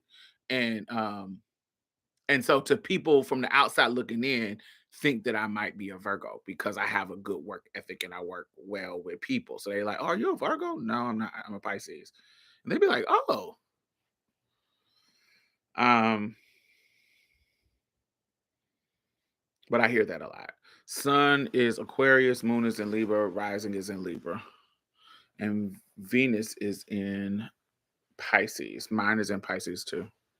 Hey, Ricky, because I thought your rising was the zodiac that came chronologically before yours. Sun is further and ego, emotion, the father. Rising is your true avatar. I mean Capricorn. I mean Capricorn moon and Venus rising.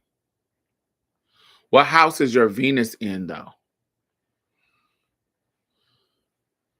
You keep saying Venus rising. What does that mean? What house is Venus in?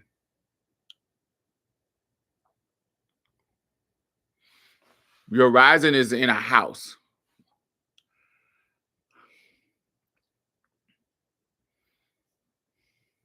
I'm a Pisces. Yeah, so you're a Pisces with a Capricorn moon, but your rising has to be in a house. What is your rising sign? And Venus, which is like a planet like the sun and moon. So your Venus needs to be in a house. What house is your Venus in? Like mine is in Pisces. I'm Pisces, Virgo rising, and Venus in Pisces too. So what house is your rising in, and what house is your Venus in? I'm Libra sun, Libra moon, Scorpio rising. Venus is in the first house of Scorpio. Come on, water sign. Venus in water signs is love.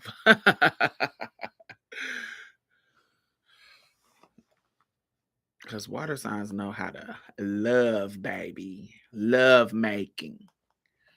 My Venus is in Capricorn. I'm a Scorpio moon, Cap, Sun, Sag. Wait, I'm a Scorpio moon, a Sab Cat Sun. You have to be one? I know you can be on the cusp, but one is for sure. And Aquarius rising. Where you exactly at? I know you can be close to. You know what I'm saying, but one of the dates, you definitely won, but on the cusp, you kind of be having different stuff. But you definitely on a day of one of them on that year. My Venus is in Cancer. Is that good? It's a water sign, yes. If it's in water sign, if your Venus is in a water sign, baby, you are the love goddess, honey. My Venus, Mars, and Mercury are all in Gemini. Ooh, Lord, Lord,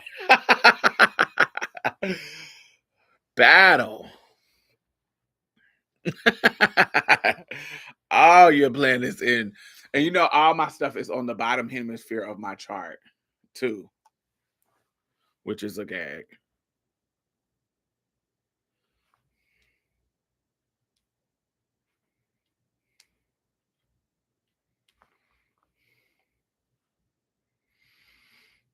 All right, I know what I wanted to ask y'all.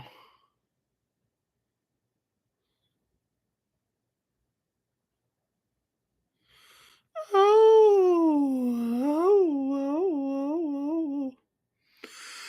I want to thank you, Heavenly Father, for shining your light on me.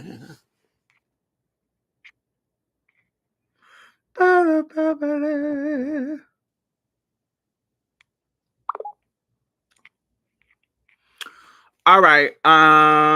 So I wanted to ask y'all, because I said this is the we listen and don't judge hour.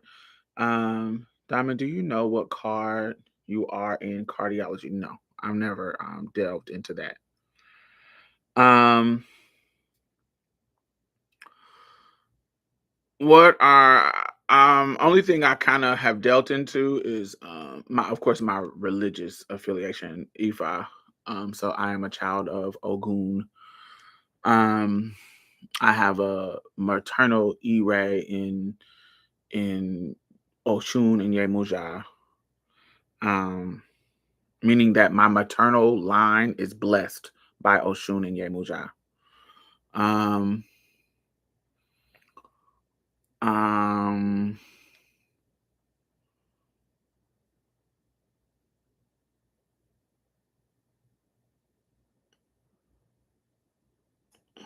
what else? And just my astrology signs. But I'm a child of Ogun, baby. So this is the we listen and we don't judge. So I wanted to ask y'all. So I got a couple of questions. I got like 10 questions. But the first one is, what is your one unpopular opinion that you strongly believe in? Unpopular. Don't say no shit that's popular. Unpopular. What is your unpopular opinion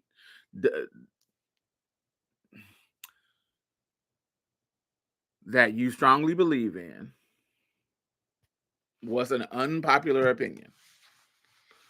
I hate when people say something that is quite a common that's popular.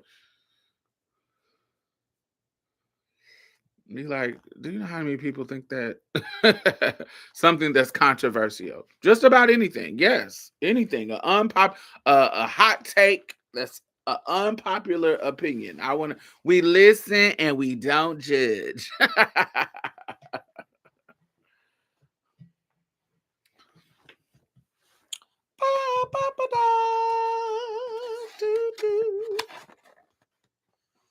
Wanna thank you, Heavenly Father, shining your light on me. I don't know the rest of the words, so y'all gonna hear me singing that part over and over. Oh my god, I just felt this on my legs. I can't believe that. Wanna thank you, Heavenly Father. It's one of those songs that I only know that line, but when I hear the song and she's singing it, I know the words. Damn, I'm trying to think. Oh God, I hate that I just spilled it on my fucking skirt. Fucking soy sauce. Fuck. Shining your light on me. Wanna thank you, Heavenly Father. You go first, Diamond. Do I have any unpopular opinions? Unpopular opinions. Unpopular opinions. I don't know. I feel like I'm pretty. Neutral. I'm trying to think of unpopular opinions.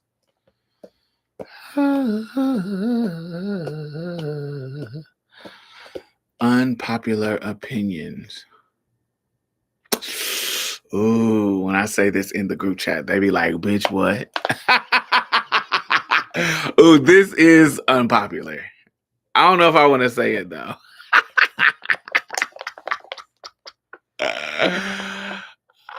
Okay.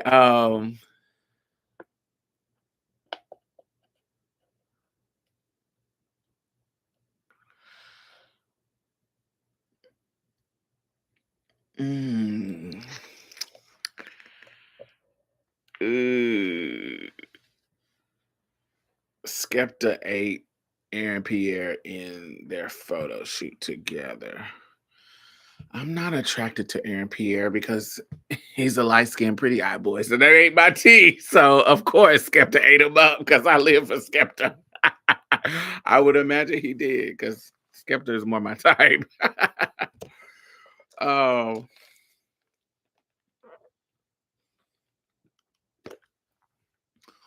I think athletes are overrated. Really? So, like Simone Biles, you think her being the greatest gymnast of all time is overrated?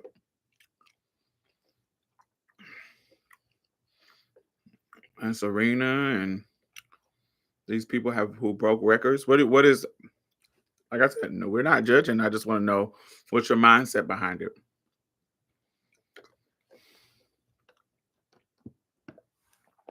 Yeah, Skepta is fine, and Skepta is in his 40s. I love him.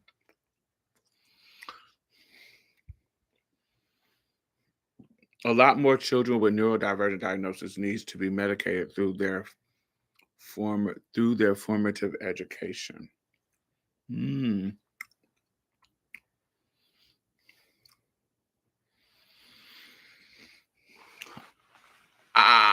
Yeah. We listen, we don't judge. I actually think less people are neurodivergent. I think over time, because of big pharma, more people have been diagnosed just to medicate more people. I think that we have, because of the money aspect of underpaying our teachers, we don't have the quality teachers who had strategy to teach children in different ways. The We don't have quality teachers like we used to have who have strategies to teach and have the time to teach different students in different ways. So we have sacrificed our quality and stuffed a bunch of students in the classroom with one teacher who can't focus on different ways to teach children. So I don't want to say that's unpopular, but that's what I think about that opinion. I think that we have sacrificed the quality of our teacher because we are underpaying them and overworking them. Um, and they have lost the art of teaching children in one classroom multiple different ways. That's why our literacy rate has gone down drastically. Um, I feel like the fame and attention they get sets an unattainable goal for most aspiring athletes.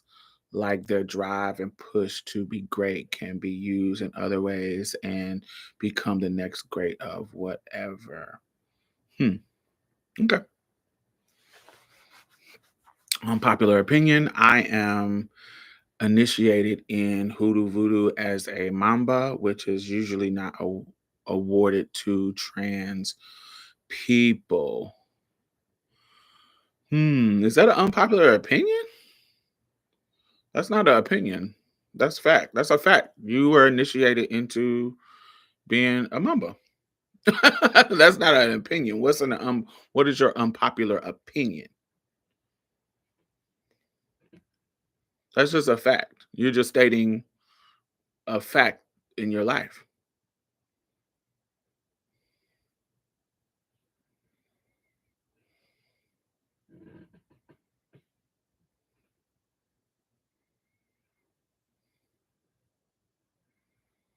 That they should.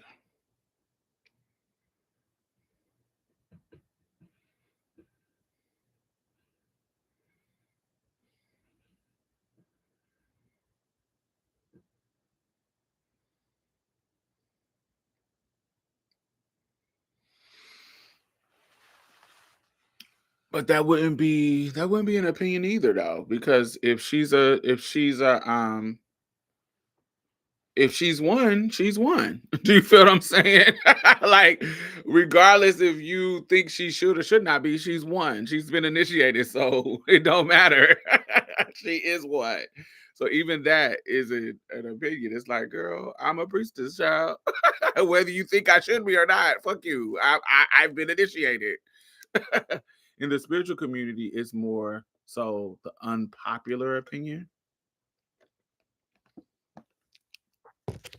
Yeah, I wouldn't consider that an opinion. I would consider that it literally is a fact. Like, opinion is something you think about something, like your idea, not what you are. You are a priestess. You are a mamba priestess now. That's what you are.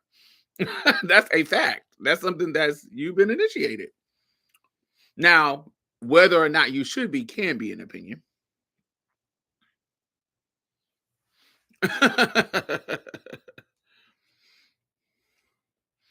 What's the definition of an opinion? Here's the definition of opinion: a view or judgment formed about something, not necessarily based on fact or knowledge. Yeah. It's just your opinion, view, judgment of something that is not necessarily a fact. But what you said is a fact. You are initiated as a priestess of that religion. So that is a fact. You've been initiated. It's like me saying I'm trans. It's a fact. Now, your opinion on what trans is, trans or what trans should exist, da da da. Now that can be an opinion, but I am a trans woman. That's what I am. So that's just the facts of the issue.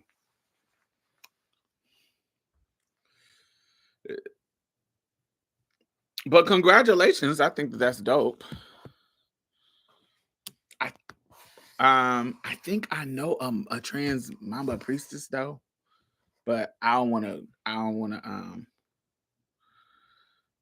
She might be in something else. I'm not 100% for sure. It might be something else, but I think it might be Palo, but I don't know. I can't remember, but I think it was that.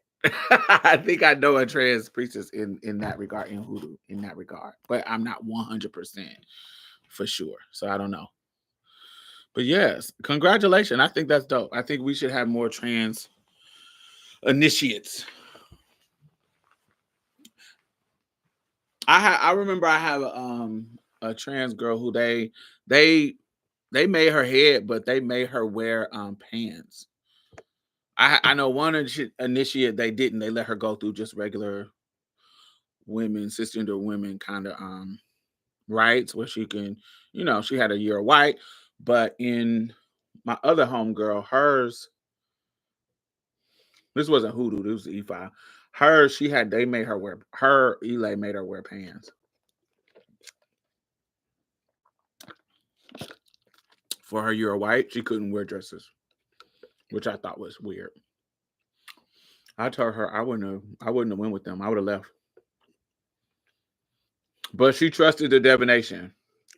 She says I can wear pants, I can wear dresses now, but during my year of white, during the divination of my parameters was doing, it said I had to wear pants. So I was like, okay.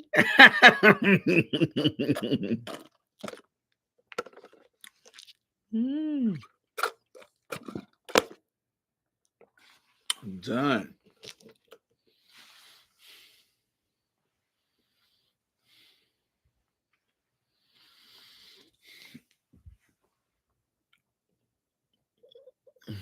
I think cheese is highly overrated, but I don't belong on or in half the shit that it is in.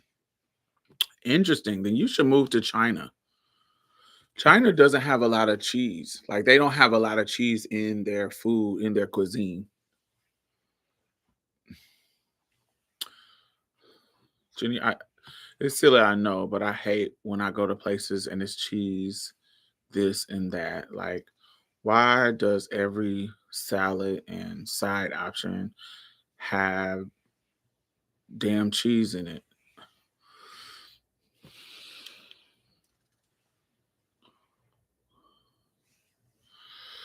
That's interesting because, yeah, I know a lot of trans initiate in both of the in Santeria and Lakumi. Um, yeah, I know a lot of trans initiates. I know a lot. Um,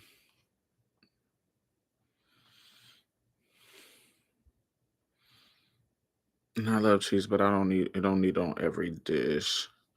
Another thing, I do not believe in soul ties and things like it because I have too much willpower and autonomy for a motherfucker to think that they're bonded to me just because of an interaction. I agree with that too. Um, I think that that has to be mutual. It's not just randomly happening. I think that it has to be a mutual intentional thing to make y'all connect in that way. I can barely keep cheese in the house. I run through an 8 pound bag like in 3 days. What kind of cheese is in bags like that you get? What kind of bag? Like what bag of cheese comes in bags that big? Like what kind of cheese is coming in bag that big?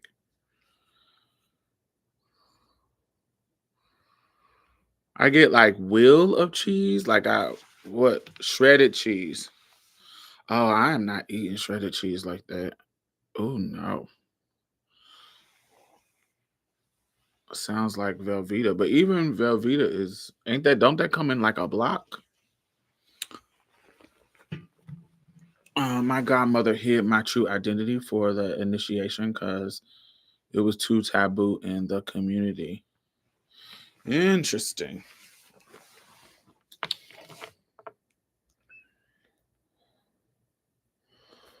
Interesting. But this is my only I'm not this is not a judgment. This is my only this is kind of like me worried about you in that community. If religions like hoodoo and like Ifa and these kind of religion are communal religions. Like it a lot of there's a lot of community aspects to it. And so if you are in a situation where your transness can be hinder your community connection and you got to hide it and da da da da da, wouldn't that kind of undermine your community connection? Yeah, I just would feel like it would be isolating. Not that you need, I don't know, it's not that you need to be in that particular one, but there's a community hoodoo, Efi, and all these kind of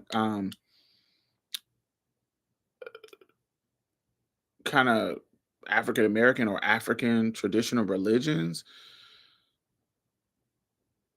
they have a community aspect to them. So it's just interesting that that would kind of isolate you. My transness became an issue amongst others. Yeah, my house, I never had no issues in my particular Elay. But that's because my leader, my Ia, she just set the tone. She was like, yeah, she had so much education around it and talked to it just opened up a lot of conversations between me and my other leader. So it just made it simple and easy. um okay, I'm gonna give y'all my unpopular opinion.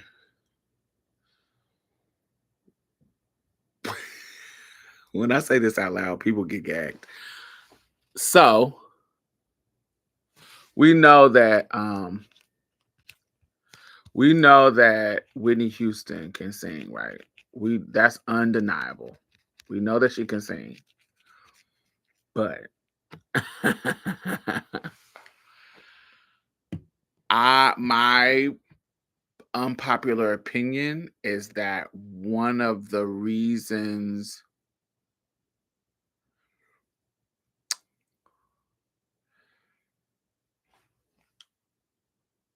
I think Whitney Houston's looks played much a bigger role on her success than just her voice. Yeah, she had an amazing voice. She had people in her corner that can craft music around her voice to where she was just good in that way. But I think because Whitney was skinny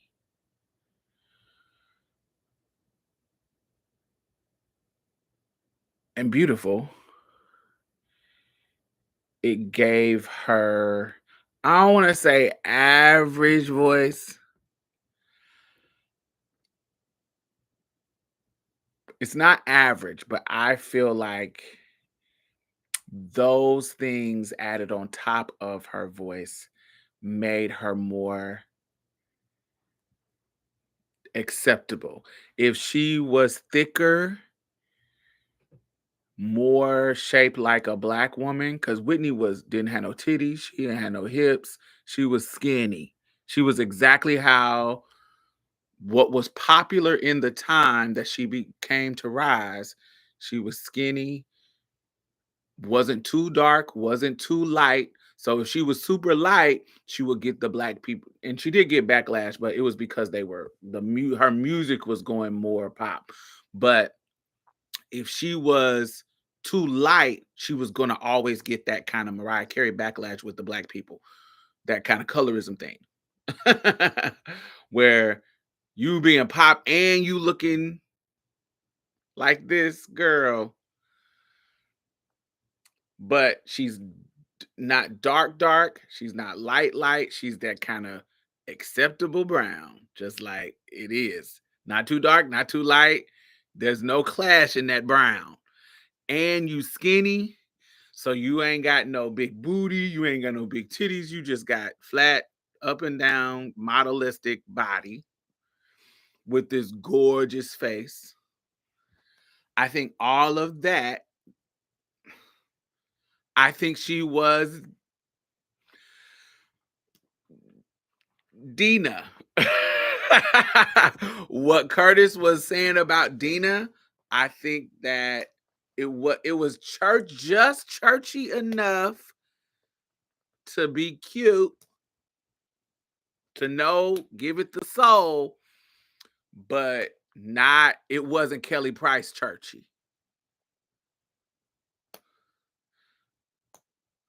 Does it make sense? It wasn't Kim Burrell churchy. It wasn't Karen Clark Sheard churchy.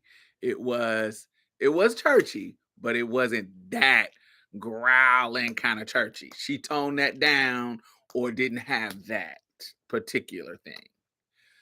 So that is my hot take. When I say I'm saying it in a very much cleaner way. Who do you think was better vocally in Whitney's time? In the 80s, vocally,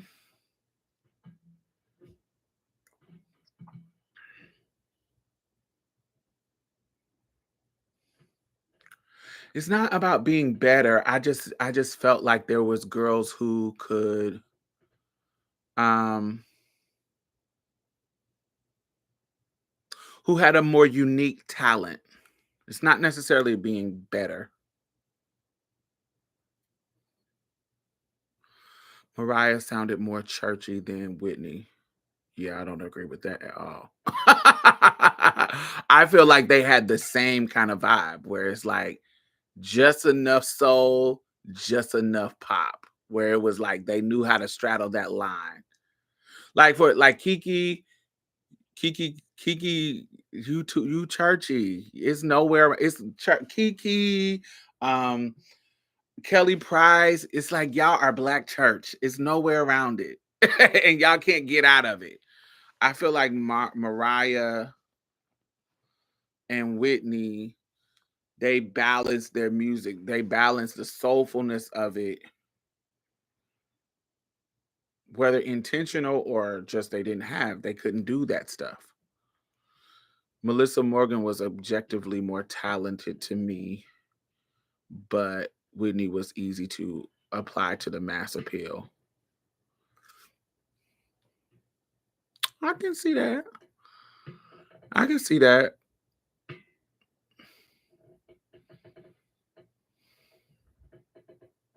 Lisa Fisher.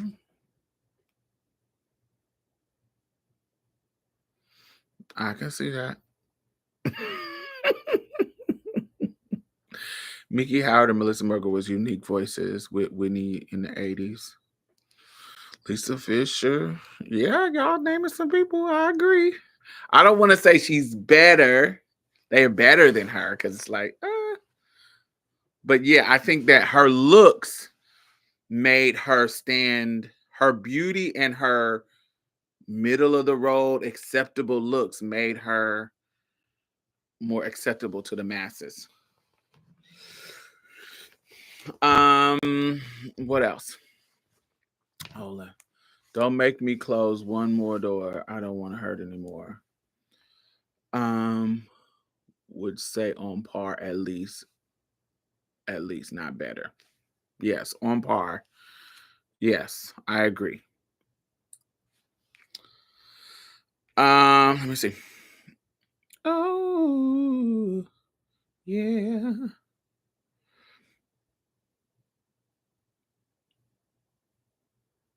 Oh, okay. If you could, next question. If we had like a purge situation, if you could break one rule in life without any consequences, what would it be and why? To me, Martha Wash has the most iconic voice ever, but her being a big girl had them playing in her face. I think Martha Wash had definitely had a 90s iconic voice. Yeah, but I don't think that that's an unpopular opinion in regards to her bigness being a barrier. Even Whitney talked about that. um, yeah, I don't think that that's an unpopular opinion. I think that that's a fact. That's just, yeah, that's what happened.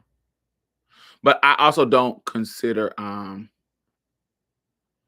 Whitney and Martha in the same era.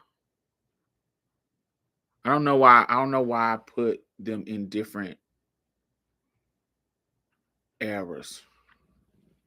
I definitely associate Martha Wash with the 90s. She's been around since the 70s, but it wasn't no.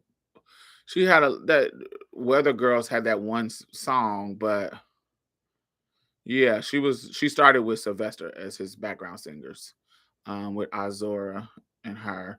But they weren't she wasn't solo. She didn't we didn't start to hear her voice by itself until the 90s. Because most of her other stuff didn't do much on the charts.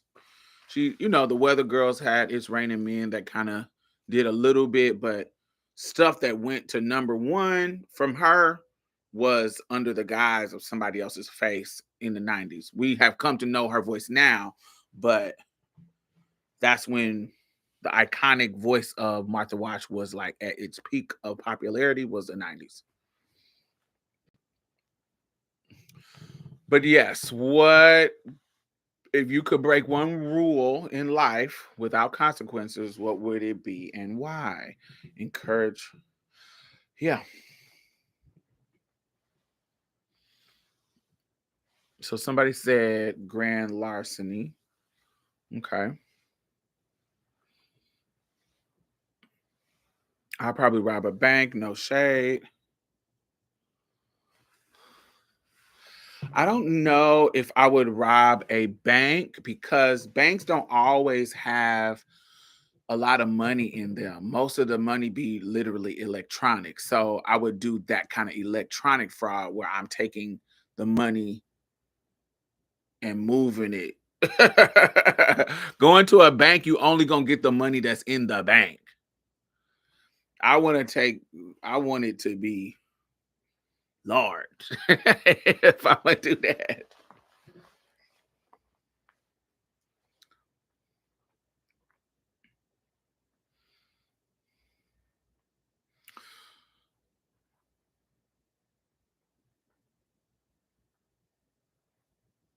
embezzle, embezzle.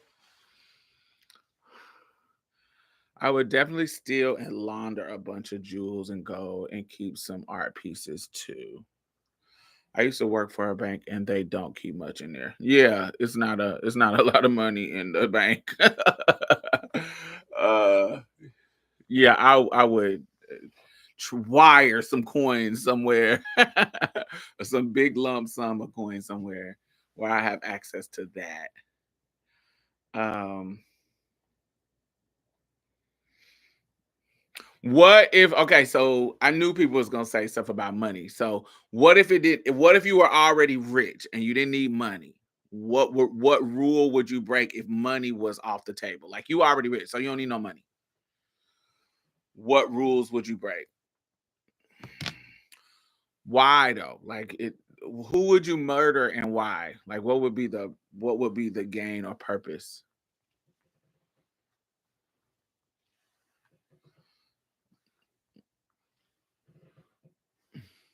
Like arson? What would you burn up and why would you burn it up? It's too kinky. What rules are too kinky that you breaking a rule? You trying to molest kids or something? Like what is too kinky that it's against the rules?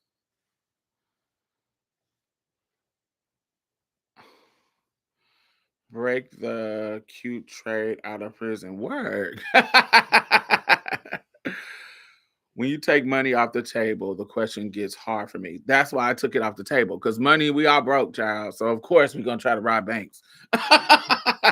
But if you take the money off the table and you are rich already, you already got unlimited amount of money. So you can do whatever in that regards. But there's still rules. So what would you do then?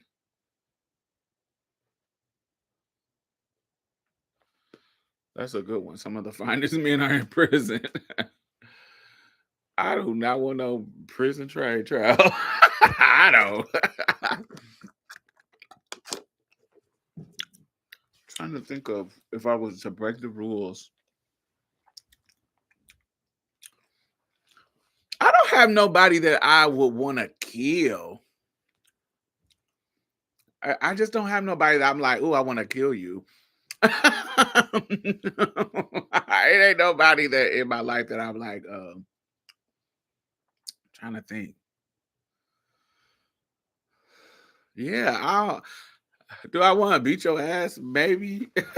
I would love to be some of I don't want to say it, but some of these politicians, I would love to have one chance just to sock them, boom, without getting in trouble, boom, just to humble their ass, bam, get your punk ass out of here. Yeah, I don't have nobody that I hate enough to want to kill them. I don't have enemies like that, or they've already died. My ancestors already got them together. If the purge comes, bitch, you the first on my list. Yeah, I don't have nobody like that. There ain't nobody who I'm like, oh, I'm gonna get this one. Yeah, no, I don't have nobody like that. I don't know. I probably start a cult and be worshipped. Is that illegal? I don't think it's illegal. I don't think it's illegal until you start breaking the laws. Until you start having them break the laws or do things that are illegal. You start branding them and making them do sex work and or making them do sexual stuff to you. When you start doing shit like without their consent, that's when it gets weird. But I don't think just actually starting a cult and you being the leader, I don't think that that is illegal. That's basically religion. But when you start when you start convincing them to do illegal stuff, then that is or non-consensual stuff, that's when it starts becoming illegal. Um the Washington Monument would be dynamited while I watch from afar. Ooh. Why that? Why that and not the White House? Why that particular one? Why the Washington Monument? Why that? If I was gonna blow some shit up, like to blow something up to where it's demolished and I couldn't get in trouble,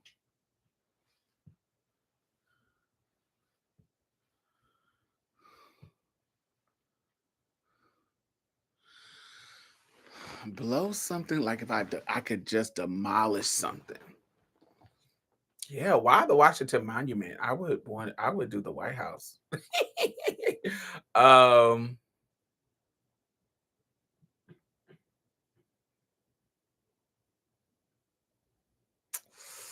I don't know. I can't think of something that I would want to blow up that I wouldn't. I was thinking like the Eiffel Tower. Like, would it be like crazy for somebody just to demolish the Eiffel Tower or Buckingham Palace? Yeah, Buckingham Palace. That's what it would be. Buckingham Palace. Kaboom. Yes, that's what it would be. Buckingham Palace. Buckingham would be out of there. Bye, kitties. Yeah, that has more symbolic purpose for me. Buckingham Palace. Yeah, that's what it would be. For sure. For sure, Buckingham. Come on, baby. I would be it would be like what the Joker, honey. Palace of Versailles. No, they don't have any symbolic value no more. It's Buckingham. I need Buckingham. Boop. Versailles is like a museum now. It's not even that. It's just like a old museum. It's beautiful. It's huge and beautiful, but it's like an old museum. I need something that has some symbolism and purpose now.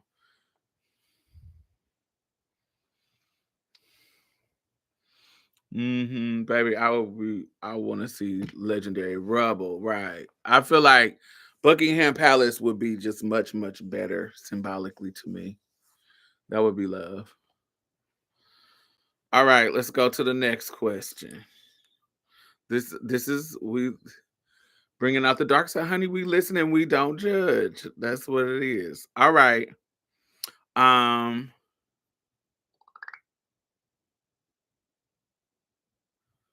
since y'all anonymous, what's something that you've done that you'd never admit to your best friend? Like what's something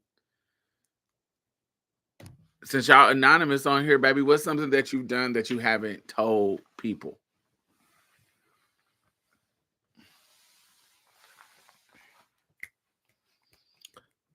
Since y'all want to share, um,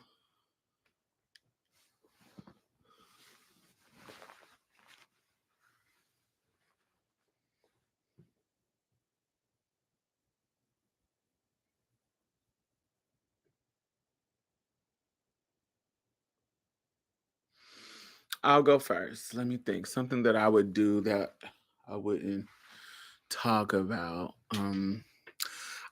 think that I would do it to my stepdad.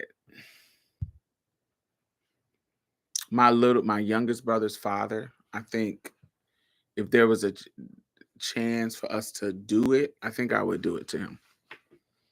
Now that my mom has passed away, I feel like, girl, who's the harming? And I'm grown now. I think I would do it to my stepdad.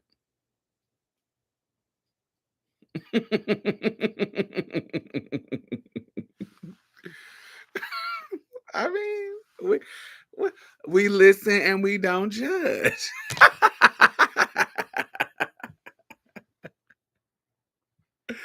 One of my siblings have a fine ass daddy, right? And he fine with a big old meat. He was the first adult male that I seen naked, and I was in lust, baby. That thing was thangin'.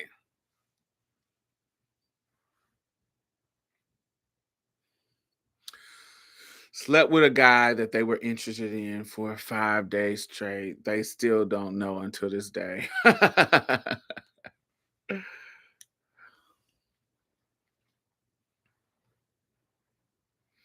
I had a MFM threesome that I orchestrated. I've never been in a threesome with two guys. I've been in a threesome with me, a girl, and a guy, but I haven't been with two guys. I tried to make it happen when I was in high school with this boy named Brian and this boy named Frankie. And Frankie was scared to pull out his dick because Brian's dick was bigger. They both had a big old dick, but Brian's dick was bigger. And so he was scared to pull it out. I had already had both of them, so I was trying to have them together. I definitely have a teacher from high school that I would want to try and slide on. Oh, for sure. Not a lot of them, but I remember Mr. Mark. I would have fucked shit out of him. Wore him out. Him. Um, yeah. Brian and Frankie sound like two white boys. Nope, never two definitely black boys. Hood niggas. Brian and Frankie. Franklin. But Frankie for short. Frankie with an IE. Brian and Frankie. That just reminds me, I ended up having my high school principal as a client. Work. Oh no, that's real.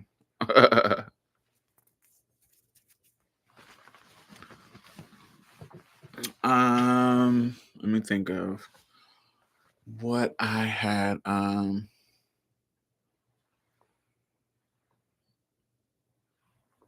Yeah, that's all. That's my only one.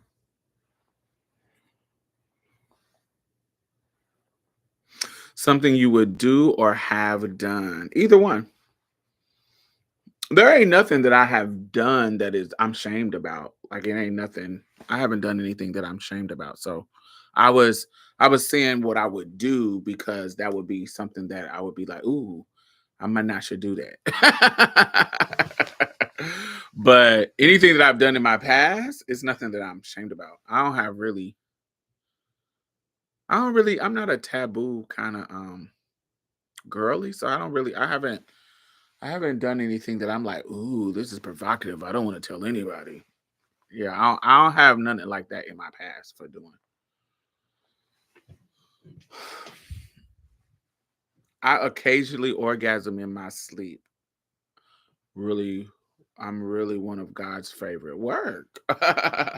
That's never happened to me. I've never had a wet dream where I ejaculated just from the dream. I've never had that experience. I never had, even in my younger years. And I think it's because I have masturbated on a regular basis since I was 10 years old. So I don't think my hormones build up enough for me to be so horny that I'm having wet dreams. Like I literally be masturbating just to go to sleep. So I don't be sleep horny. I only had it twice as an early teen. Yeah, that never happened to me. Never. Never was in my dream. Like I've had sexual dreams, but None that was like, oh my God, I woke up and I'm nutting. No. There was a guy that I worked at a Marshall's who had cerebral palsy from the waist down, but was a cashier who sat all day. Looked like Clayton English. I have no idea who that is. And I wanted that nigga so bad, but he was disabled. Hmm. Who is Clayton English? Let me see who that looks like. Who does Clayton English look like? Clayton English. According to IMDb, Clayton English was born on the 23rd of February 1982 in Pensacola, Florida, He's a USA. Pisces, He is 23rd a of writer and February. actor, known for The War with Grandpa, Preacher's Kid, and Hawkeye. Oh yeah, this is like totally not my type. But I can see how somebody could be attracted to him, but he is like I would walk past him and not think anything. Like I could see, I'm like, oh, he's cute, but he isn't. I would see him walking and be like, oh, and keep looking forward.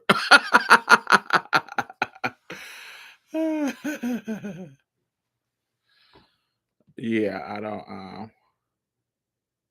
Yeah, he's not ugly, but he is like he's one of them people that like I would look at him and be like, I would get no kind. I wouldn't say, "Oh, he ugly," but I wouldn't say, "Oh, he fine." I wouldn't say that. I would be like, "Oh, a man, a man." What did Glinda say? A man.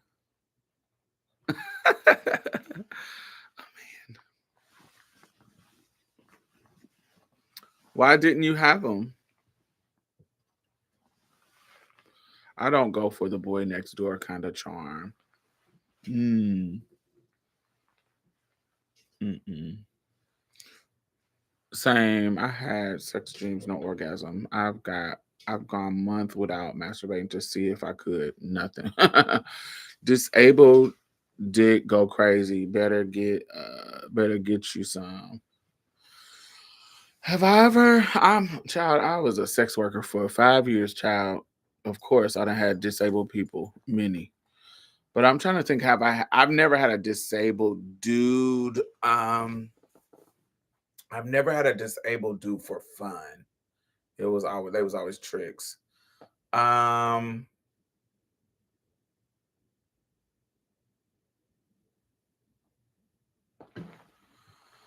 but I have seen dudes that I'm like, oh, he who's in a wheelchair. And I'm like, damn, he is fine. I have seen dudes in a wheelchair that are like fine as hell. Um,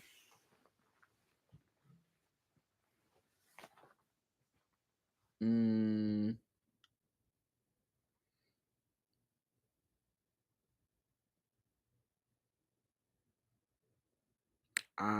I did have let me tell y'all my I don't know if this is a relevant story, but it's a little quick story. So I met this dude. Let me see if I can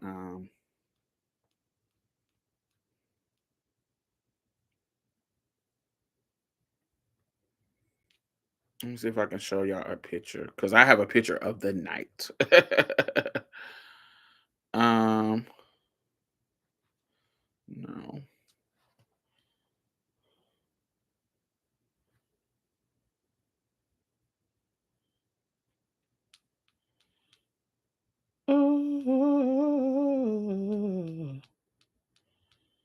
So I let's see if I can find so one I might have told y'all this story, but if y'all knew, y'all might be it might be something new to y'all. So I this the year was 2008 and I was new to Houston. Let's see if I can find it. I was new to Houston and I was out in these streets, honey, getting my life. Trying to find the picture, child. Come on, get to the picture. Okay. So y'all see this picture? So y'all know that dress. That's my woman dress. Y'all know, I know y'all done seen that video. So that's my woman dress. And so it was Halloween and I was clearly a vampire, right? So that's the Coke and Get It dress. Coke and Get It. I have a video called The Woman Dress. That's what that dress is. Long story. Check it out. The Come and Get It. Yeah, freak me dress. Freakum dress. Um,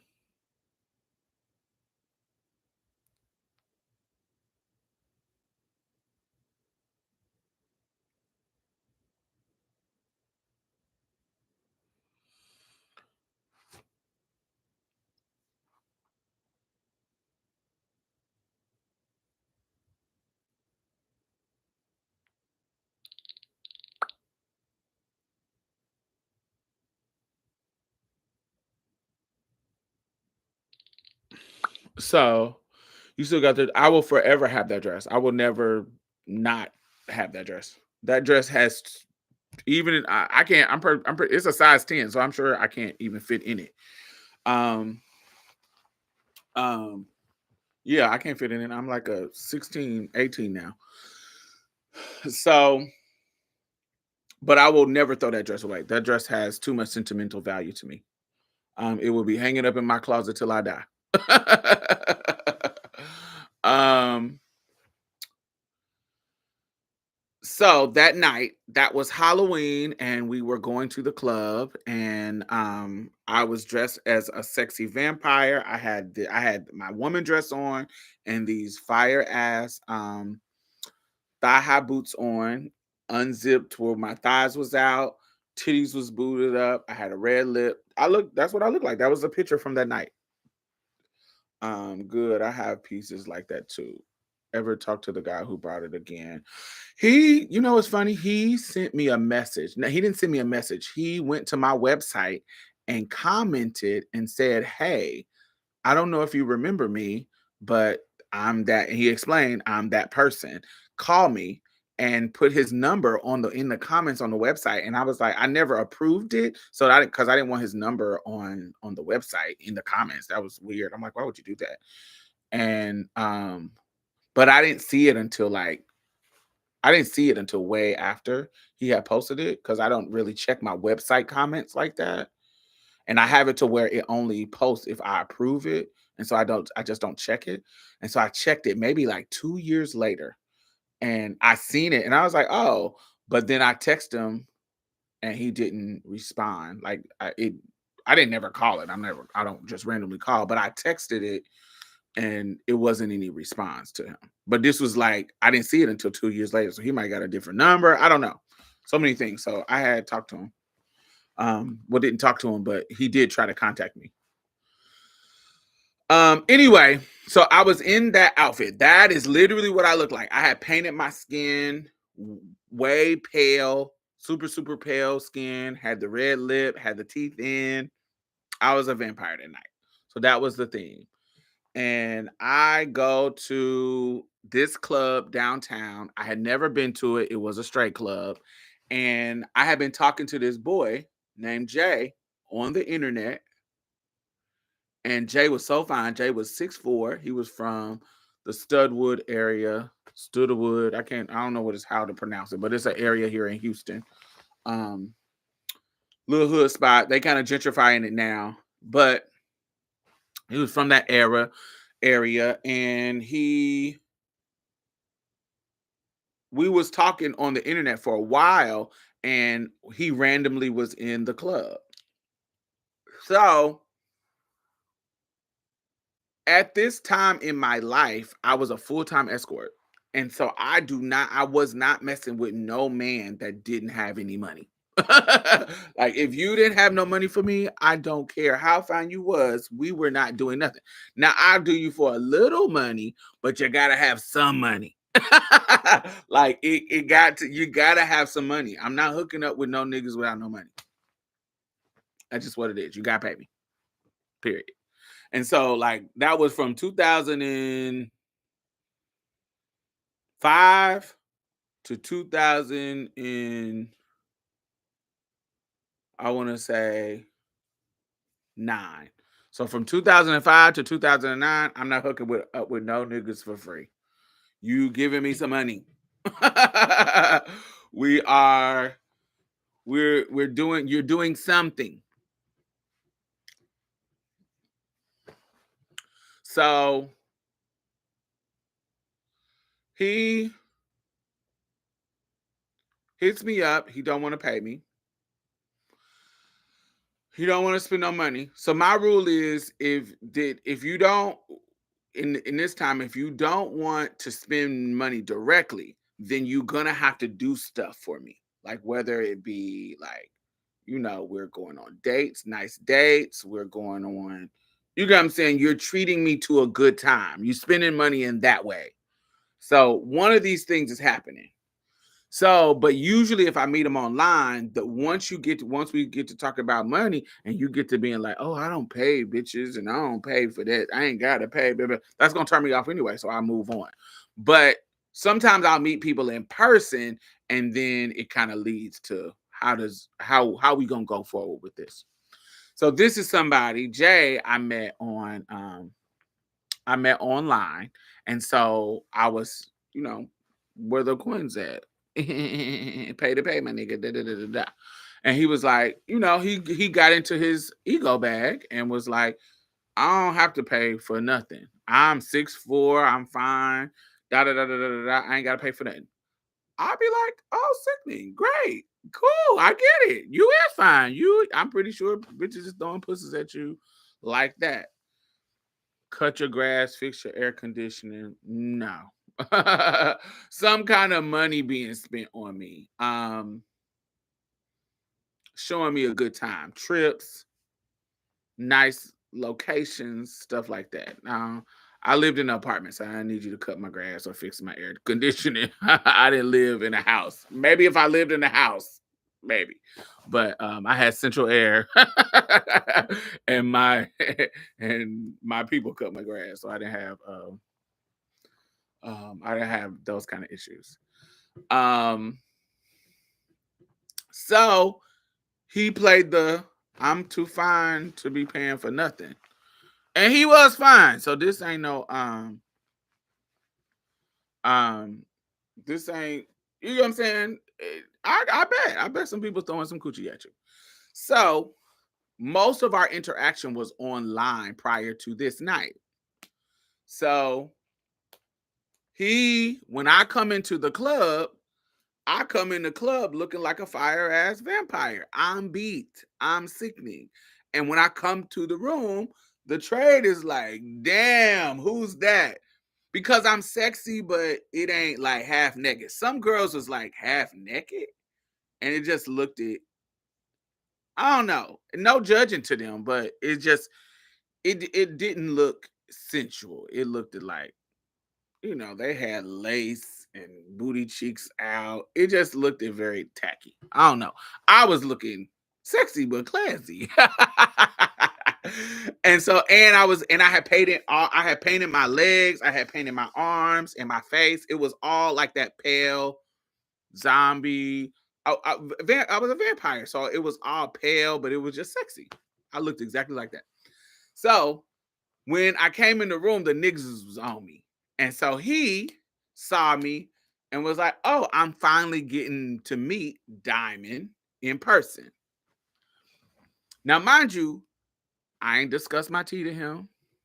So this ain't no kind of type of trans shit going on that he know of.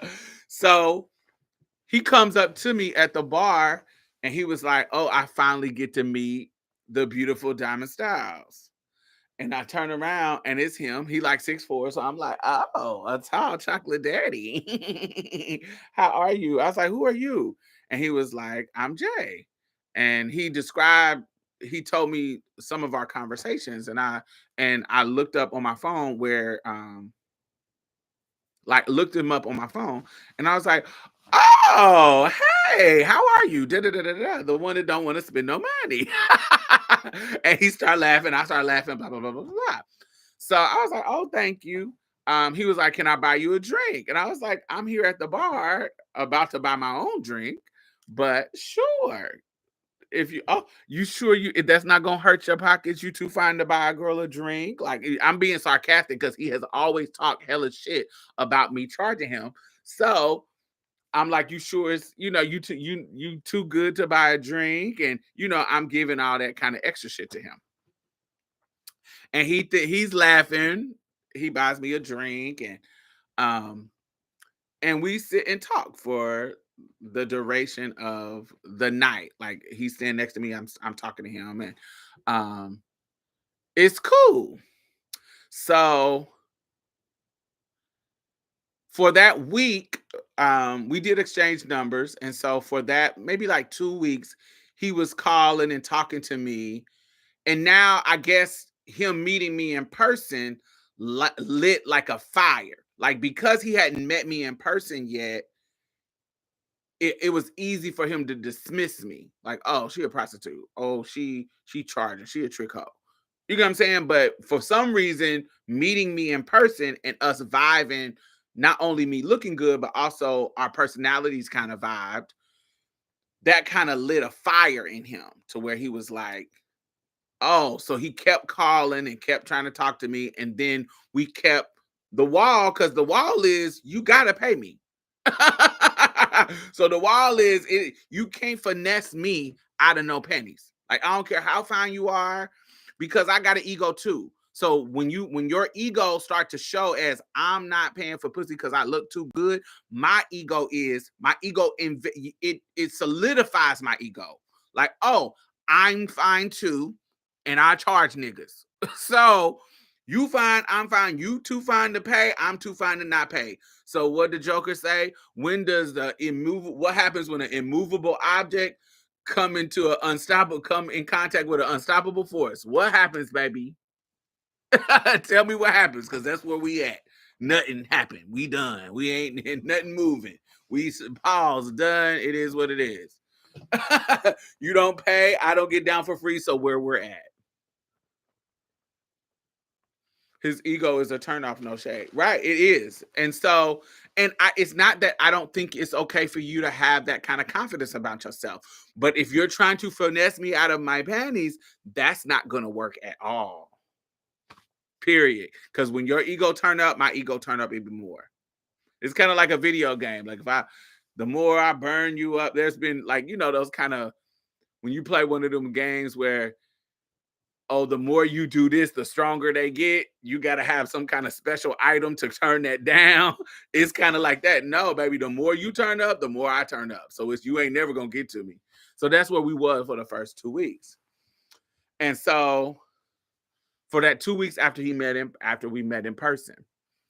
So it got to the point to where he started to be rude. Where at first it wasn't rude, it was just kind of like a nonchalant of, oh yeah, I ain't, I'm a bad nigga too. Like you pretty, but I'm a bad nigga too, and I ain't ever had to pay, and da da da da da. It was kind of like, it wasn't rude, it just was confident, and that's cool. Blah blah blah. But he started to get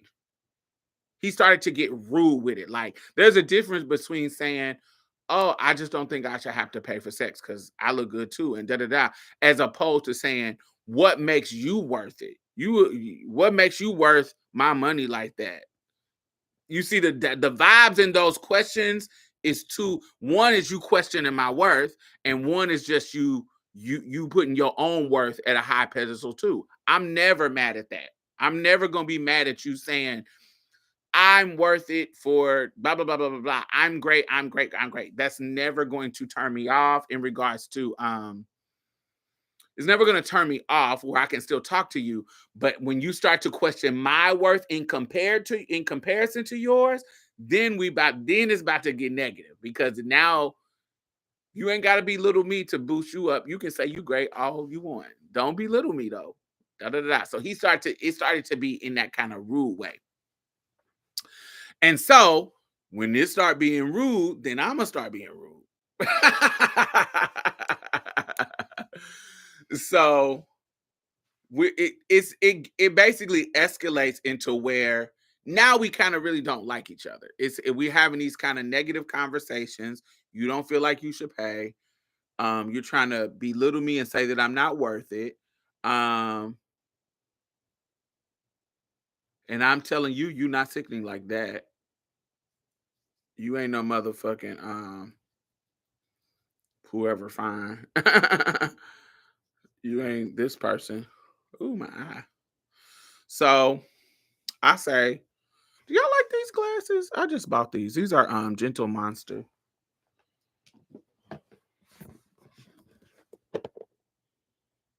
They're Gentle Monsters. And I wanted some clear glasses. And these are so lightweight and cute. And I really like them.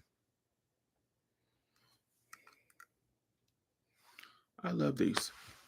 Just some simple glasses. Um, so yes, I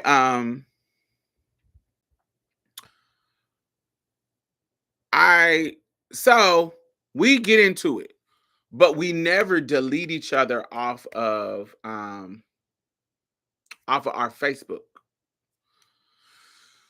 So fast forward to years after that, I want to say 2015, he gets in a bad car accident, and it paralyzes him, and he's in a wheelchair.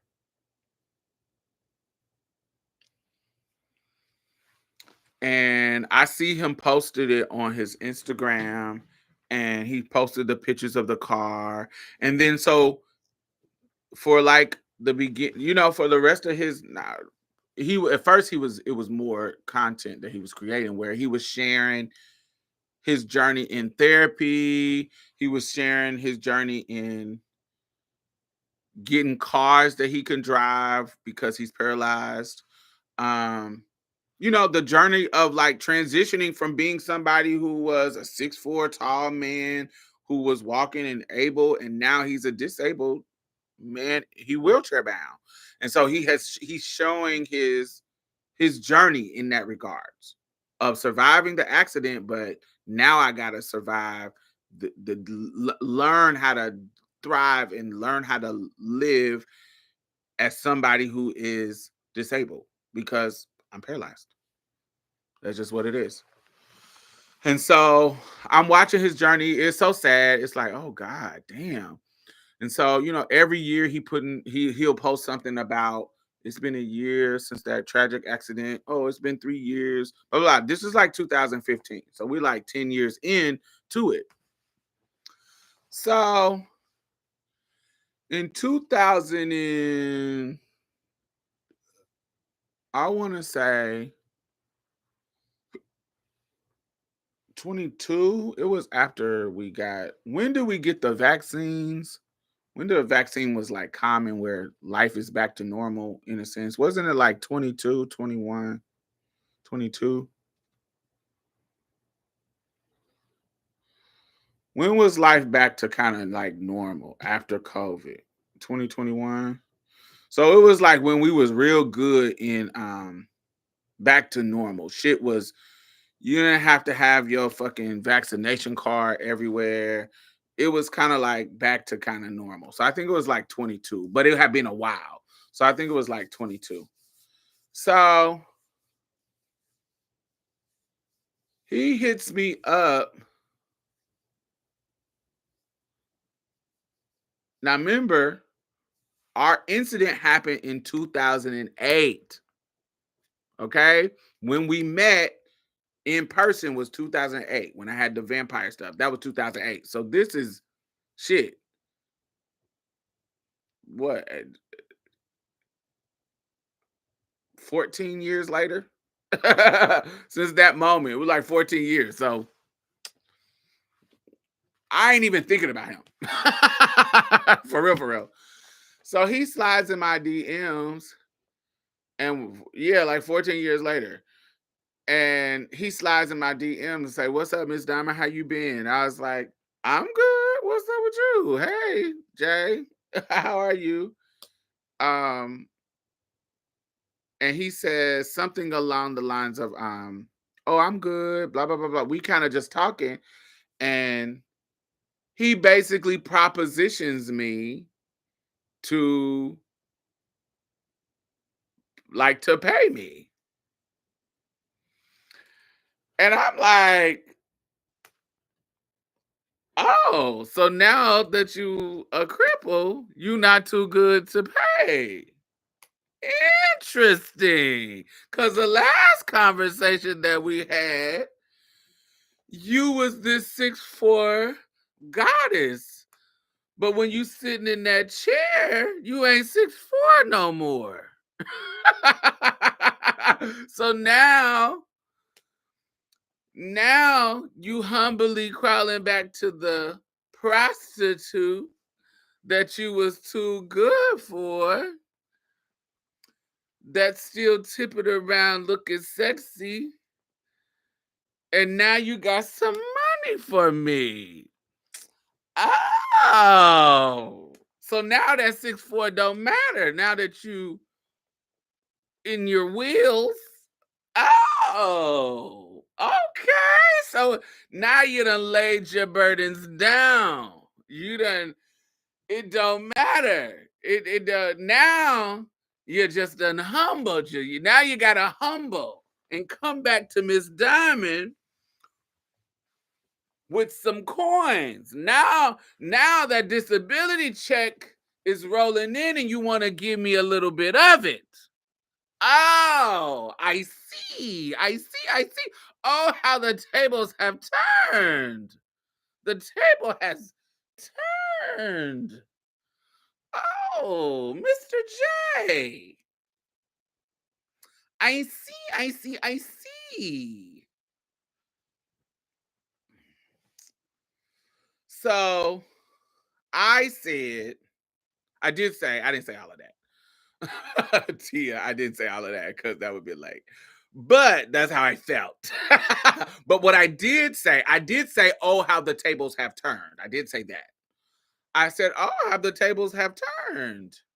And he was like, what you mean? What you mean? I said, last time we talked, I wasn't worth your money and you was 6'4". I did say all of this. I didn't, I was like, you was 6'4" and I wasn't worth your money and da da da da da. What has changed? Because we also have never talked about his accident. You feel what I'm saying?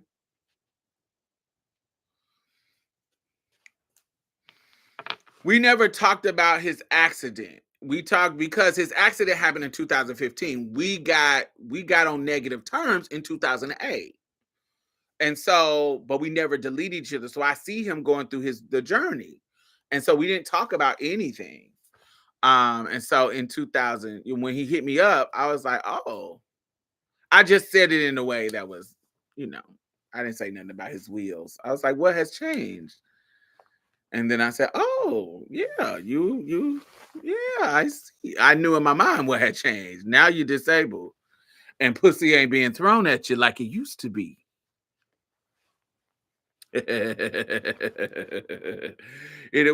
I asked what changed. That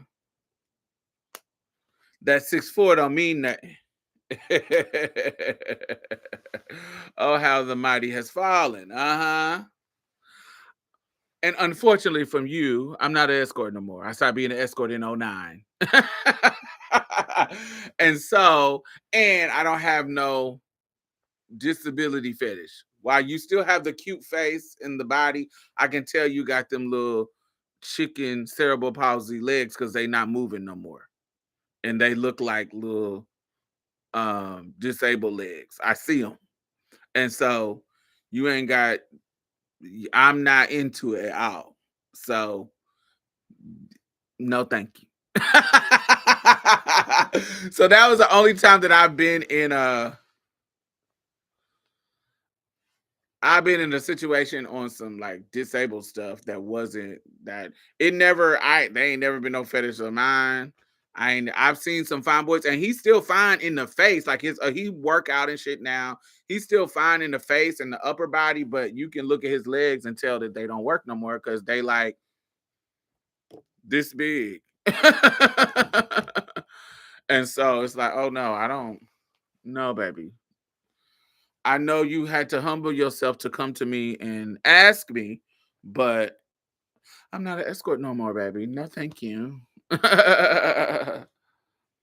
But that's what I said. I said I'm not actually an escort no more. So I'm not I'm not doing any kind of work. Any work like that. And so, yeah, that was that story with Jay and his wheelchair bound um humbleness coming to me and oh now I got some money for you. Now I'm not too good to pay because you probably done got used to have to paying child.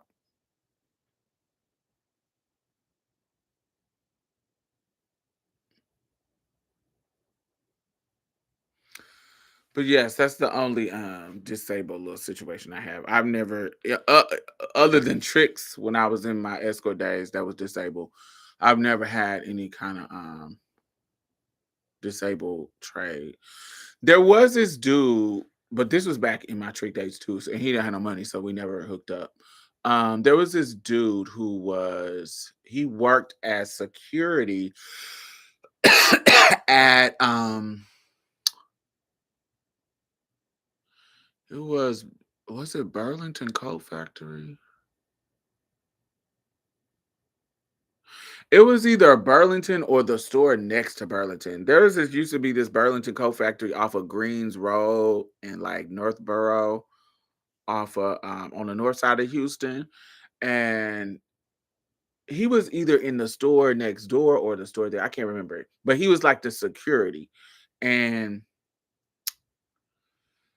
he would see me come in there and he was just like overly flirty. I think he clocked my tea.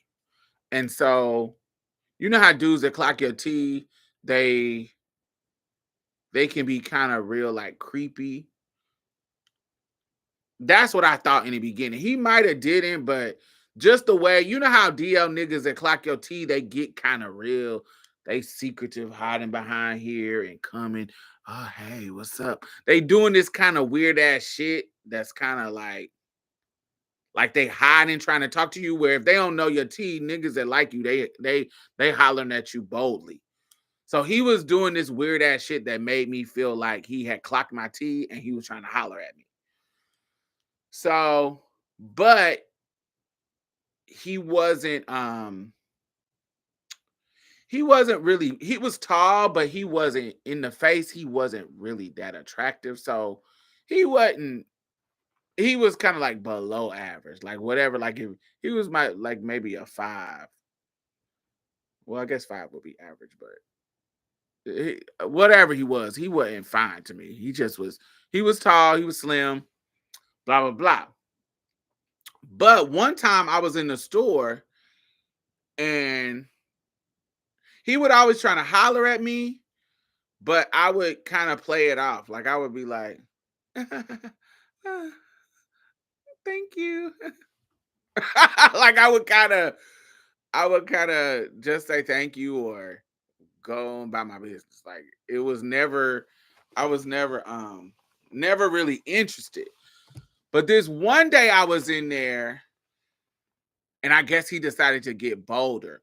So I'm shopping in a particular place. It wasn't what the fuck was that store? It might have been like a rainbow. It might have been like a rainbow. Like a rainbow or a city trend, a store like that, like one of the little hood little. little fast fashion spots before, the internet blew up with fast fashion. It was like a Rainbow or City Trend, something like that. And he was a security in there. And so I went in there, and how the store was set up, it was a bunch of these like little circular racks and different things. Y'all know how them little cheap little Rainbow stores be. And so I'm walking, and it's a plus size section, and I wasn't plus size at the time. So I'm kind of just going through the store finding stuff. And so he come around one of the racks, and he's like, he got his arm on like the rack, and I'm just standing there going through my rack, and I'm looking at the corner like I'm trying. I know he gonna try to do his normal. Anytime I come to the store, he try to holler at me, and he does his little normal. Hey, how you doing? You looking good today? Some, like old geezer ass nigga. He wasn't old though. He my age, um, but very like an old geezer. You know how an old man try to holler at you. And so I'm trying to avoid eye contact with him. I know y'all know how niggas be. So you trying to avoid eye contact with him, and I'm going through the rack. Da, da, da, da, da. So he was like, "How you been doing today?" So I look over like, "You talking to me?" No, I know he talking to me, but I'm looking like, "You talking to me?" He was like, "Yeah," and I was like, "I'm doing great. How are you?" And he says, "I'm doing good." He was like, "Every time you come in here, I see you, and you just turn me on." And I was like, "Oh, okay." And I looked down, and he is in a security guard uniform, like a gray, like how I be having them patches in their name right here. And the little he got, it's like the little slacks, the little business casual slacks. It's all gray, like it's like a security guard uniform. Baby, I looked down in his little pants, and his dick was rock hard in them fucking gray slacks, crawling down his leg, just plump and juicy to where I could see the ridge of the head, where I knew he was circumcised. And if you know me, any display of sexuality like that turns me on. It could be the ugliest nigga, it could be a bum, it could be anything. If you got a big old dick and you display it to me like that, it'll turn me on. Now I might not have it, but it will turn me on because I love big, bold, big dick niggas. And so, where you might be average, when you do that to me, it can boost you up to like a 7. And that's what it did to him. I was like, "Oh, you got a big ass dick up into there, up under there." And I also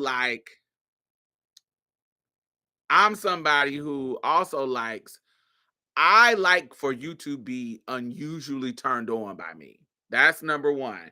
So one thing that will turn me off, niggas who are not thirsty. Like if you ain't thirsty for me, I'm going to be turned off. Like if I come around you and I don't turn you on, and that I'm not gonna be interested. I need you to be thirsty, uncontrollably thirsty for me. If you my type, I need it. I need that.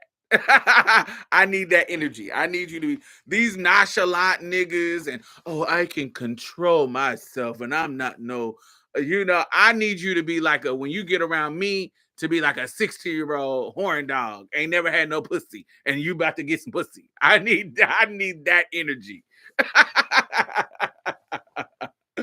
So if because I hate niggas who be acting like, "Oh, I'm a mature man. I can control myself, and I a pussy doesn't have any power over me." Women, get your agate ass out of here. I'm go Get out of here. I'm not gonna be turned on by that child. I need you to lust and be into me. And so a nigga who shows me like, "Oh my God, you turn me on," that's gonna turn me on. And so my conversation with him, it has been very little. Like, because I have been avoiding him, because remember, he's not attractive in the face. His physical body is very normal. Like, it's not buff, it's not skinny, it's just regular body. And so it's nothing really about him that is It's nothing about him that's like, oh my God, I can work with him. But when he do that, it's like, oh, wait a minute. Wait a minute. Now you're playing your cards right, buddy. You're playing your cards right. And so he asked me, I was like, oh, you excited? He was like, yeah. He was like, I got something for your ass. I got something for your ass. I was like, oh, okay. Well, take my number. I might want to see what you got for me. And let's see what's up. Baby, he calls me, and in the conversation, I immediately could tell that something was wrong. Like I immediately like something's wrong with you. Like it's something like there's some kind of elevator that's not going up. Cuz it's something I can't figure out what's happening, but the elevator isn't going up. I can tell that something is wrong with this conversation, like you slow or you um there's something wrong. And so he says so I say something about it. I was like something's wrong. What's going on? Like I don't know how to I don't know how to convey it, but he is something, and I say something's wrong. Like what's going on with you? There's something off. Like what's happening? Because I can't put my finger on it, but what's happening? And he was like, oh, I don't know what he called it. Not physically impaired. Did he say mentally impaired or he said something that was a disability? He said there was something. He didn't say autistic. He said something. I don't know what the fuck it was, but he said something that it has something to do with his mental disability. It was some kind of mental disability. And I was like, so how does that affect you? And he was like, you didn't see how what and I don't think he realized how much I ignored him to where I didn't pay attention to certain things that I should have been paying attention to. There was some kind of developmental, but it's not just mental, it's physical too. So when I went back to the store, once I felt something was wrong, I was turned off. Once I felt so we never really got to the point where we ever had or anything. It was too difficult for me to get the judge that I need to be turned on to want to mess around with you. So we couldn't even get to the money conversation. Like we couldn't even get to the what kind of money you got for me. We didn't even get to that level because I could tell that the conversation I'm talking to a retarded ass nigga. Like I'm talking to something going on with you mentally. Like there's something I'm picking up that is you off, my nigga. Like what is happening? To where I have to ask what's happening. And that's when he tells me there's some type of mental disability going on, but not just mental, it's a physical one too. So I'm like almost like a very mild cerebral palsy, because when I have to go back to that store, he is there. And I have been to this store maybe like 10 or maybe like 10 times before this, but I never noticed it because he was so aggressive in his approach to me. I tried to not make eye contact with him. Y'all feel what I'm saying? So I never really was just like looking at him and paying attention to him in a way that was like, ooh, let me see this guy. Because he was being creepy, I avoid looking at him. I see his face, but as far as like just watching him move through the store, I didn't think about it. And even that time when his dick was hard, he was leaning up against the rack, just kind of like this. And he's probably like 6'2", and he was leaning up the rack like this, and his dick was just hard in the slack. So even that moment when I actually looked at him, he wasn't moving. But this time, the next time I came back to the store, I noticed that he has a whatever physically is wrong with him. He can walk, but it's kind of like a like sputtered. I don't know if that's the best way to describe it. His like when a car is sputtering and it's driving, but it's kind of like it got some jumping to it. It's like it was like it was kind of like what is going on? What's going on? But he had some kind of physical like but it's his mental and his physical. So it's like functional. Like he could walk around, but it was like once I paid attention, I just was like, oh, I should have known that you was off because I can see it now. Like I can kind of see it now. And I never saw it before because I was like, oh, I see what's happening.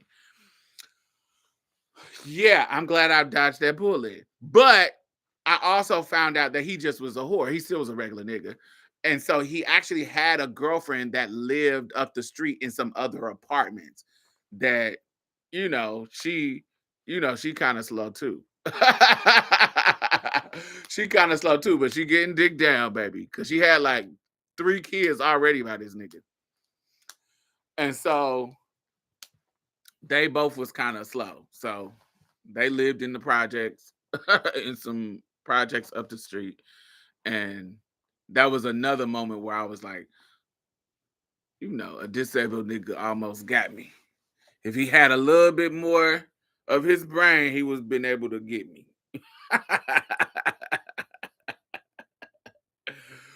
But he messed up his chance because it was given a retarded child, and I didn't like it.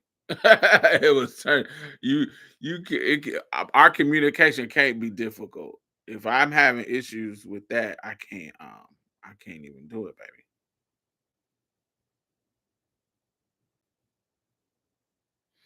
baby.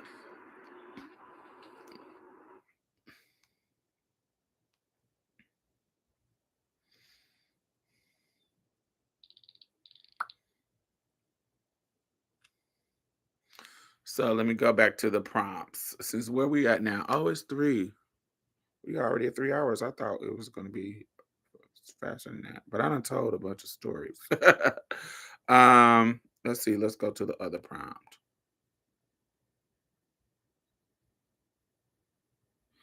What's the most embarrassing thing that has ever happened to you in public?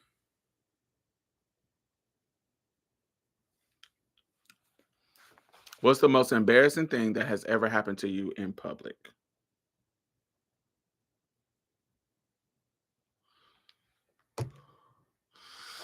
I don't want to say I've never been embarrassed, but it's very little that embarrasses me. My mother talked about that when I was younger. She was like, "You don't have a sense of shame."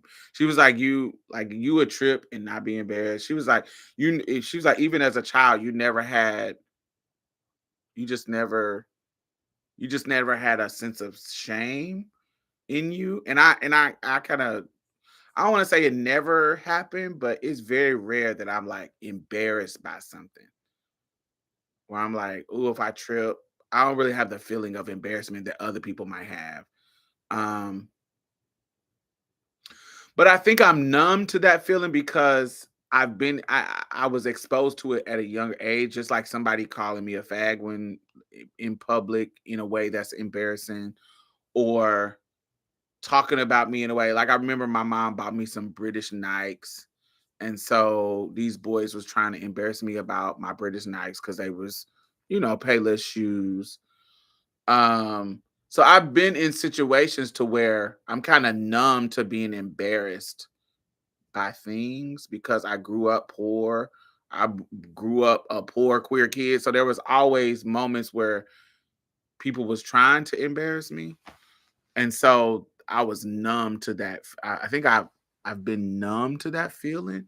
So as an adult or as a teenager, it wasn't nothing that really super embarrassed me in public. I've had like private moments that were kind of embarrassing. Um, but like in public, make sure y'all thumbs up if y'all still watching. Um, but yeah, can y'all answer the question? What is the most embarrassing thing that has happened to y'all in public? Are y'all still here? Are we frozen? What's the tea? Do I need to refresh?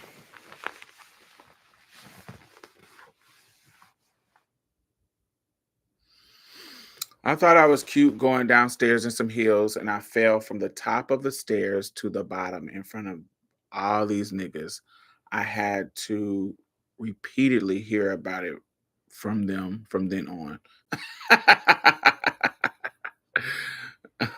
That is funny.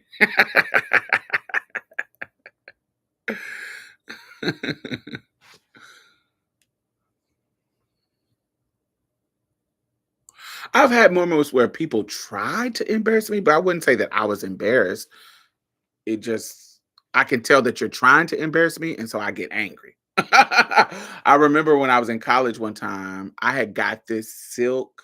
So this is common at HBCU. I don't think it's common at a PWI, predominantly white institution. If you don't know what that is, at HBCUs because of respectability politics, if you are a business student or you're going to a business class, you have to be dressed up in business attire.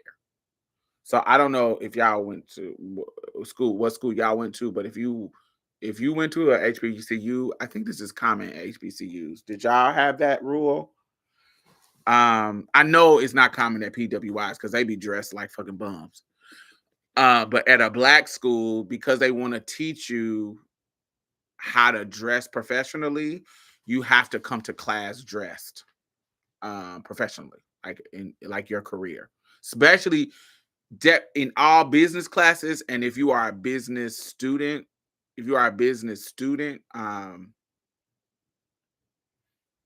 definitely if you're a business student, but in all business classes, you had to business students had to be like that all the time. But if you was just a business class, then you just had to dress like that at the business class. So I had got this. It was blue. It was like a royal blue color, but it was like a silk, but it had like a iridescent. It was like it. If you just looked at it, it looked like a royal blue. But when you get up on it or you turn, it gave this kind of like orangey pinkish iridescence to it.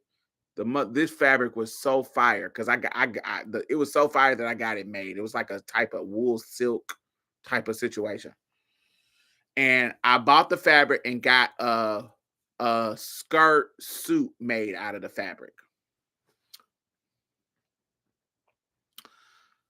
I said it with my old. I'll read it once I'm done. Um, so I had got this suit made, like a fucking blazer and like a pencil skirt type of situation. And I felt like I looked so fly. I had my heels on. It was a suit because I didn't have a suit that was you know what I'm saying, for my little business class. So I got it made. And I used I used my little work study money to get it made. It cost me like $250 because a butch queen who knew how to sew real good charged me to make the suit out of the fabric. So I was fly. It was just so good. Um, and I'm looking good. I got some heels on, professional pumps. I'm looking good.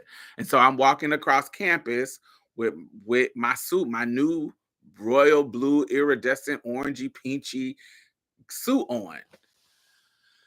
Somebody somebody in the football player little group, they are kind of crowded around each other.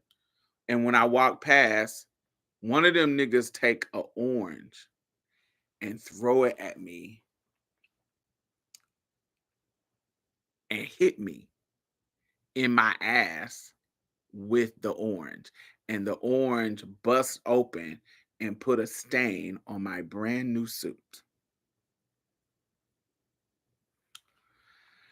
And at Jackson State, the most is two common areas that you gonna see a lot of students in: the plaza. Everybody just kind of sitting around the plaza. That's kind of like a little, like a courtyard in the middle of the campus. You're gonna see a lot of people in between the union, which is like the student building where student administration is. There's game rooms and stuff in there. So between there's a parking lot between the cafeteria and the student union. In that parking lot, because people are coming from Eaton, people going to the union, it's always people like sitting around that parking lot. And I think I told y'all the story about the guy who tried to fight me on campus when somebody came to the car. Do y'all remember that story? Somebody came to this car and told my T while they were trying to holler at me, and we had exchanged numbers, and I ended up robbing him. Anyway, this parking lot is where those boys were stopping me, those boys stopped me. So this parking lot is where this is happening. And so everybody is out there, and there's like these different seats that are happening, and it's just little cliques happening. This is where I met David Banner, because David Banner would be on Jackson State campus all the time. And David Banner cool as fuck. I don't know what's going on with him now, because I think he was giving very weird patriarchal shit now, but he looked good as hell. But when we were in school, there was a moment where these niggas was trying to be funny about my T, and David was like, "Nigga, y'all, it's so many women out here." We are at a black school, and it's so many women out here, fine ass women out here, and y'all niggas is focused on the person that y'all saying is a man.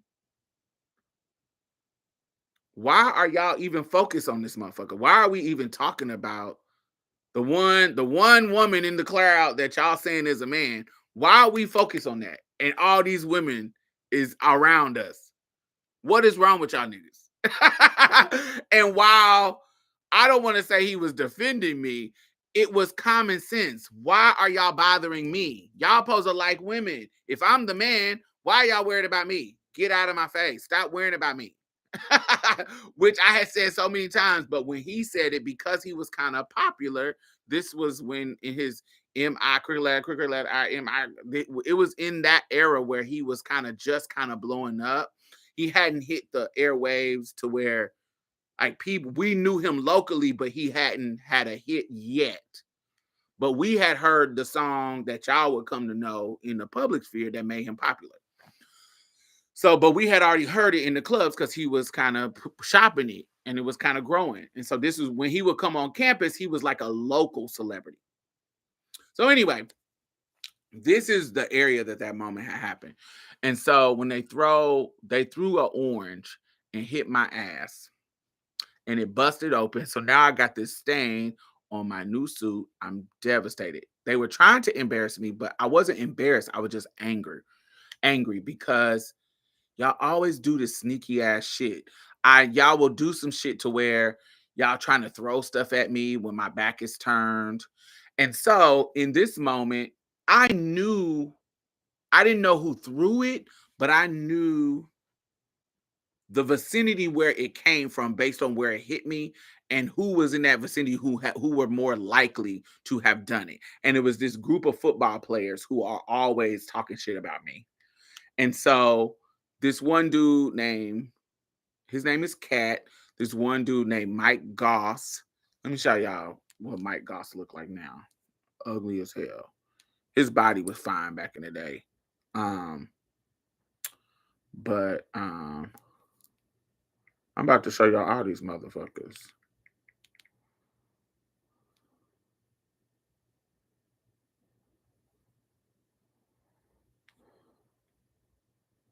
No.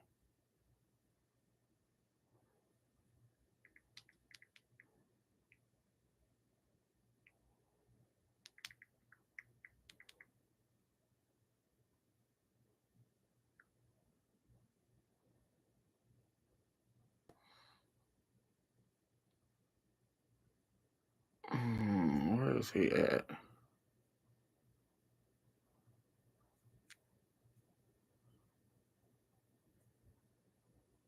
Hmm.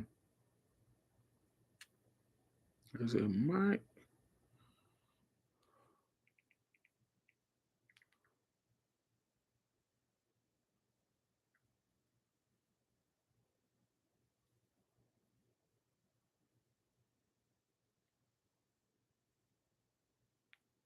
Yeah, this is Mike now.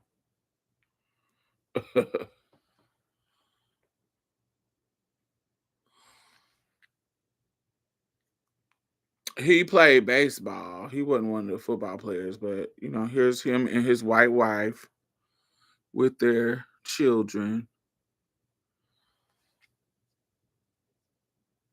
But yeah, he was a baseball player.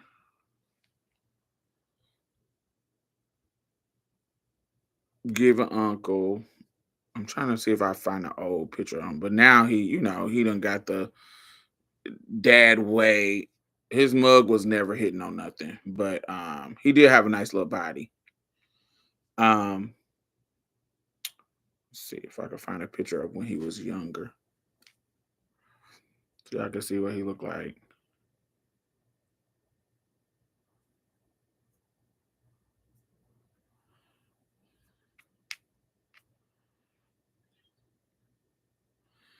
He's a coach now, but I want to see some old pictures.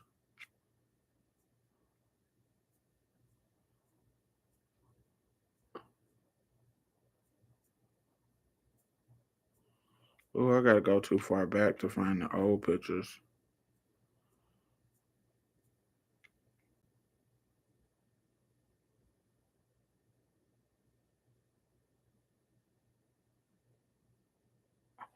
Yeah, this is from 99 to 2008. This is when he was younger. Baseball player, him. Then we have Tobias. Let me go to him. Just so y'all can see how these niggas is. They wasn't sickening. And that's always the this is Tobias. I had to get into it with Tobias.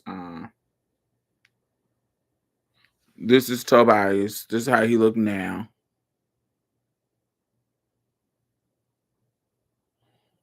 Now Tobias always had a body. He still got a body. But I feel like Tobias actually looks better now. I feel like he looks better now than he did when he was younger. Tobias looks slow. Yeah, these was all football player dumb jock niggas. But I actually think he looks better now than he did younger. Younger, this is how he looked younger at Jackson State. This is literally how he looked.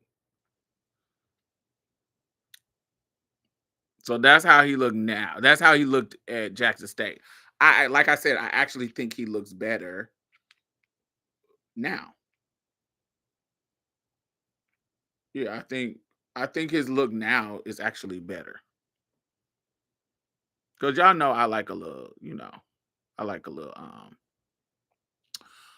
chocolate daddy. So he actually looks better now. But in school, he was not sickening to me. You look like a fucking, I don't know. He just was not attractive. But yeah, that's how he looked in school. So it was him, and then let me find the other one. It was VC. Let me see if I can find VC.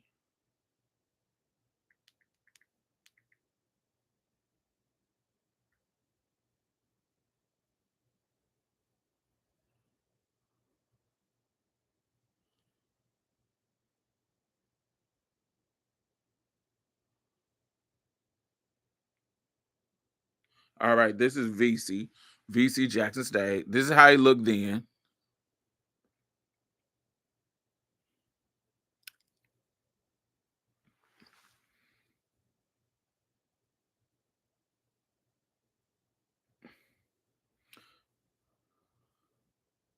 Hold on, let me see if I can find.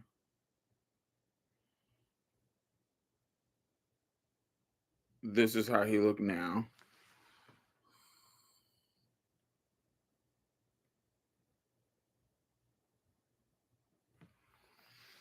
Cancer patient.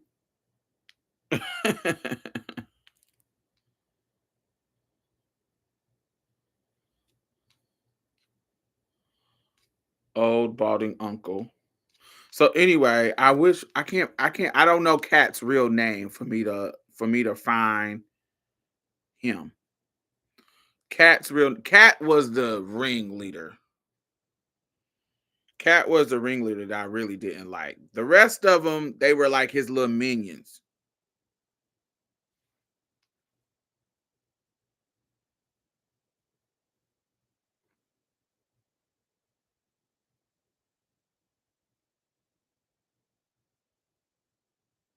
But anyway, so they were in this little group over there, and VC and Cat. Now, mind you, so when somebody hits me with the orange, somebody hits me with the orange, everybody is gagging and like, okay. So when I turn around to see who threw the fucking orange, everybody else is looking at me because they're anticipating my response from getting hit with the orange. But it's only two people that is not looking at me at all. They have their back turned, and that's Cat, VC, and Tobias. Oh, in regards to the group, a clique of people that they're in. So the other niggas that are around are looking at me, and they're saying, "Oh, that motherfucker coming over here." Because I can tell who threw it because everybody else is gagging that I just got hit with an orange. And so y'all the only motherfuckers that I can kind of tell is trying to avoid what is happening. And so I can tell that one of y'all threw it. I don't know who threw it, but somebody in this group threw it. So I am livid. I'm angry. And once I get angry, I'm gonna be I got an S on my chest. I'm super I'm Superman. I don't care if y'all whoop me. I don't care what happened. I'm not my fear is gone. Once I'm angry, that's just what it is. I don't care about if I get jumped. I don't care about shit. So I walk over to the group and I say, I'm talking to all of them. And I say, what fucking gets on my nerves about you bitch ass niggas is all y'all motherfuckers want to act like I need to be a man. I need to act like a man. I need to be a man. I need to stop being a faggot. Y'all always say this fucking shit like I need to be a man. But then y'all motherfuckers do weak ass bullshit like throw oranges behind my back so I can't see you. If you gonna do something to me, do it in my motherfucking face so that I can handle it. You might whoop me because you a big ass dude, you football player, blah, blah, blah, blah. But do it like a fucking man in my face so I can see what's going on, so I can handle you in your face. I'm the one running around here being me unapologetically. But you motherfuckers hate it so much that you want to sneak and throw oranges and hit me. Do it in my fucking face so I can pop you in your face and we can handle business like niggas since y'all want me to be niggas. Now, mind you, I'm saying this in their face, not like this, but they're in a group and I walk over to the group and say it to all of them. I'm in arm's reach of all of them. So I'm talking to them. I don't know who threw it, so I'm talking to the group of dudes, and it's probably like 5 of them. It's VC, Cat, Tobias, this other light skinned one. Showtime. His name was Showtime. Um, um. Anyway, it's like 5 or 6. So I come over and I just address all of them because I don't know who threw it, and so I say, that's what I say. If y'all want me to be a man, y'all be a fucking man. So we can handle it like men. Don't wait till my back is turned and throw some shit and hit me. Throw some shit in my fucking face. Be a fucking man so we can handle it like men. Since y'all want me to be a man so bad, let's do it. So I stand there and I say that, and they don't say nothing. They don't even acknowledge me. But everybody is looking. Everybody on the campus who in that area, they're looking. And so once don't nobody acknowledge me, I say exactly what I thought and turned around.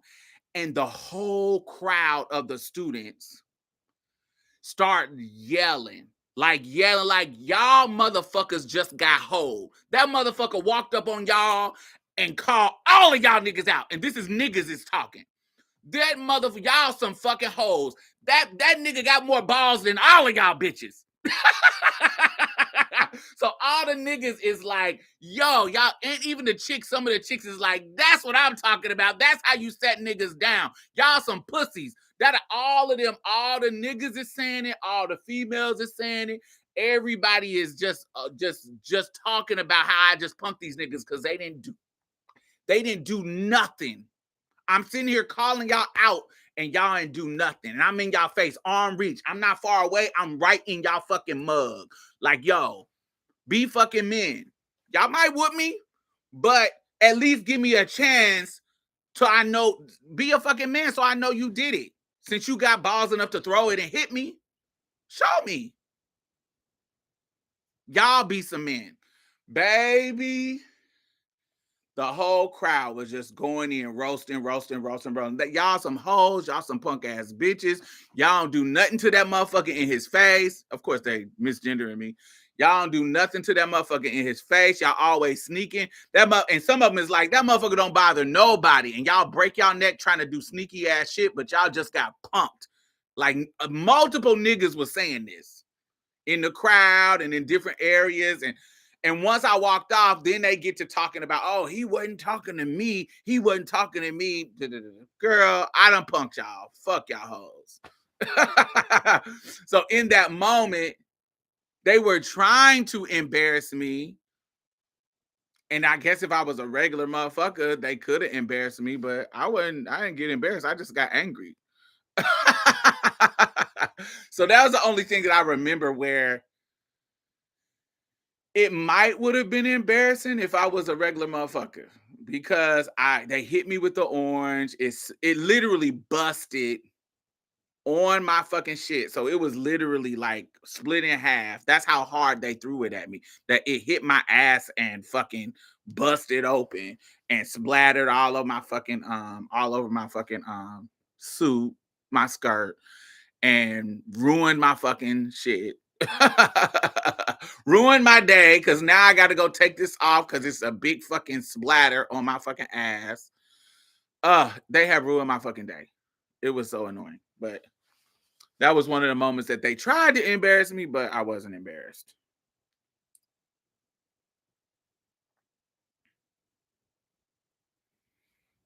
And Tobias, this is the funny. Let me go to our messages because this is what happened with him. So years later,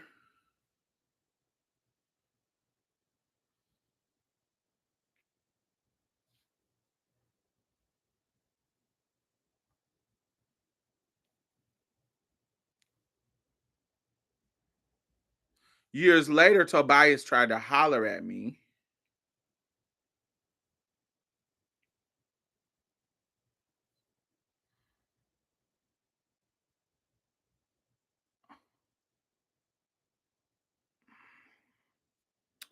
I must have didn't talk to him on this page. It must be my other page.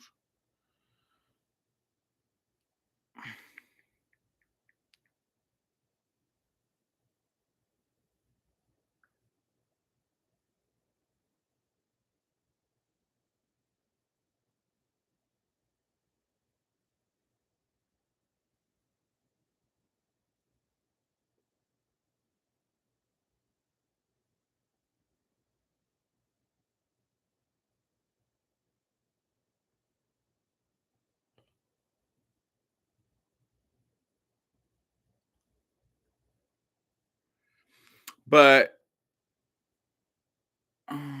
where is the messages?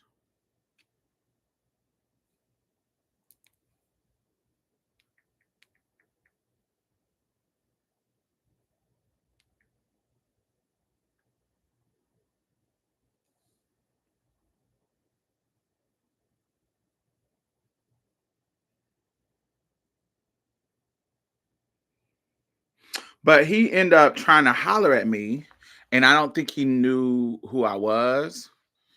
And when I told him who I was like, "Nigga, I can't believe that you are sliding in my DMs trying to holler at me. I don't know if you know who I am or if you don't know who I am, but if you don't know, this is who I am. And I remember you because he was from like Moss Point, Mississippi.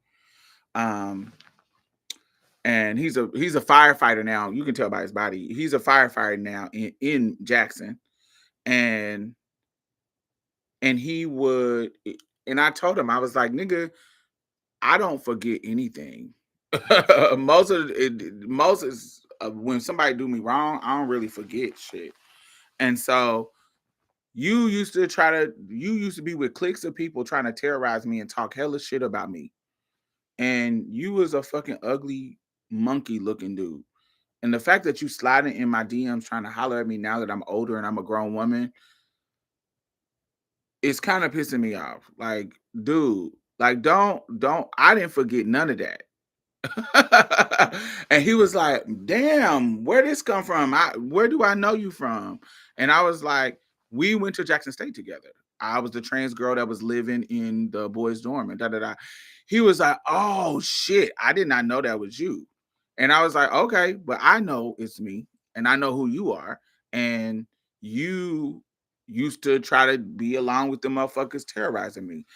And he came back and said that he came back and said, "You know what? I do remember you now, and I'm just gonna say that I apologize, and I understand exactly what you're talking about.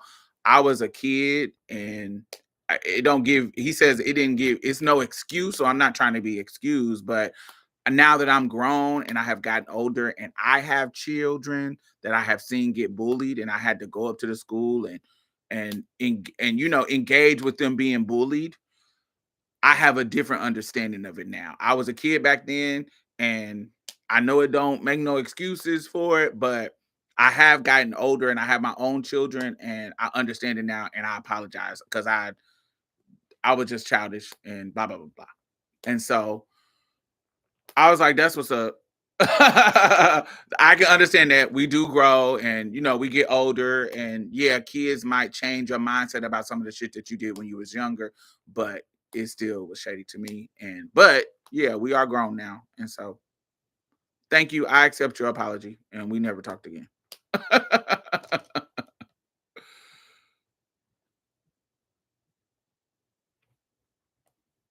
He was basically like, my bad.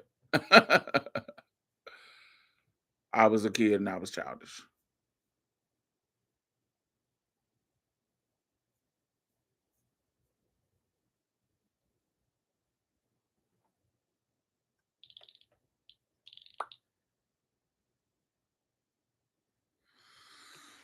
Hmm. Yes, yes, yes, yes, yes, yes, yes.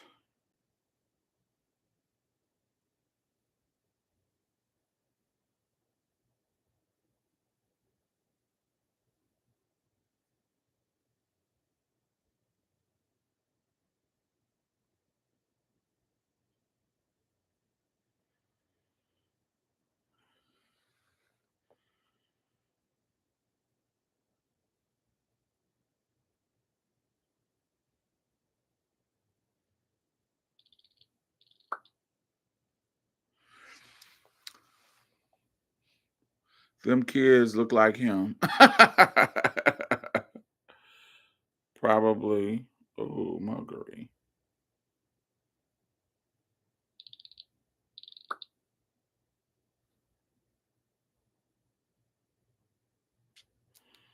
Um,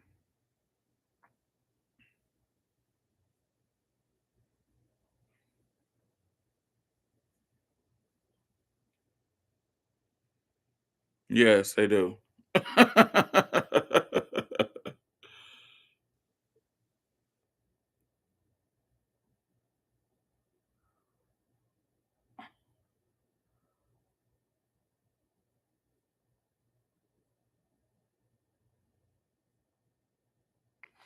don't want to show their kids because they ain't do nothing. But yes, they look like him. He got a daughter and a son, and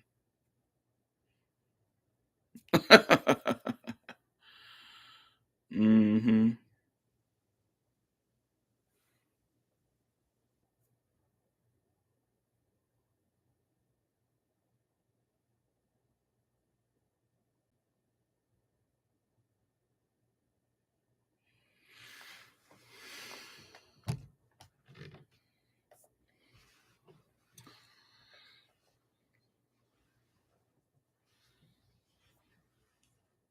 Yes, yes, yes, yes, yes. All right, so I'm gonna do 15 more minutes. Let me go to let's ask one more question. Oh, this one's fun. Um, Not Rosa Sparks. What you talking about? What's the most ridiculous reason that you ever ended a relationship with somebody or a friendship? Like a ridiculous, like humorous reason, petty reason. What is the most pettiest reason that you ended a relationship with somebody? I guess mine would be because they was retarded.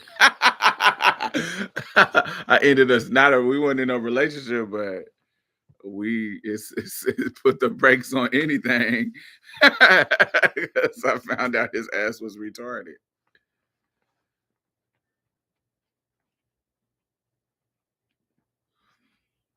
Not Rosa Sparks, though, cracking the fuck up. Is there people in here that I don't know are in here? I don't see anybody named Rosa Sparks. Who is that? This is another situation where I can't see everybody in here. Oh, yes, I do. Rosa Sparks said mid 2022 for sure. What is she talking about though? That's the only message I see. That's the only message I see her talking about. I just caught up to the live. I was stuck on the story with a tall, dark, and disabled guy. Oh, okay. I was like, what? Who is that person? But okay, I see you now. I thought we was in that other situation where I couldn't see somebody's name like the other day. Who was y'all saying? I can't remember the person's name, but I couldn't see them at all. My ex roommate ate my favorite cereal, and after a week of arguments, I no longer had a roommate. He couldn't get it up. I don't think that that's petty. If you can't perform and you came here to perform, I don't think that that's petty. Um, I'm trying to think of the most pettiest reason that I ended a friendship or a relationship. None of my relationship ended for petty reasons. I'm trying to think of friendships.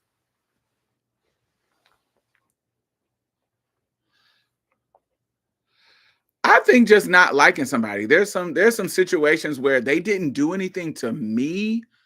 I just don't like their personality.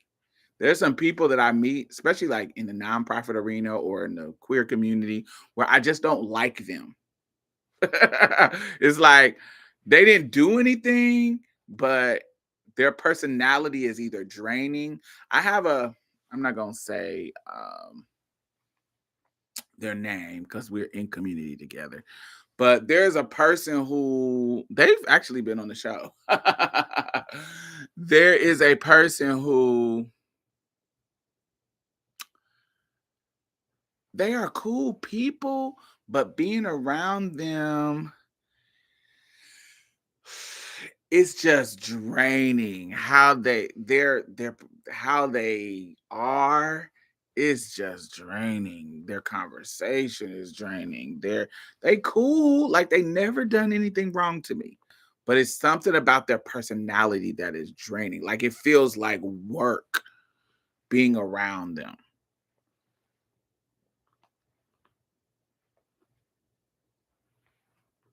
Like it's just like, oh my God. Like They turn everything into a woe is me moment. They're trying to always be like in the in crowd. They're always trying to be in the know. They're always trying to, oh God, it's just so draining.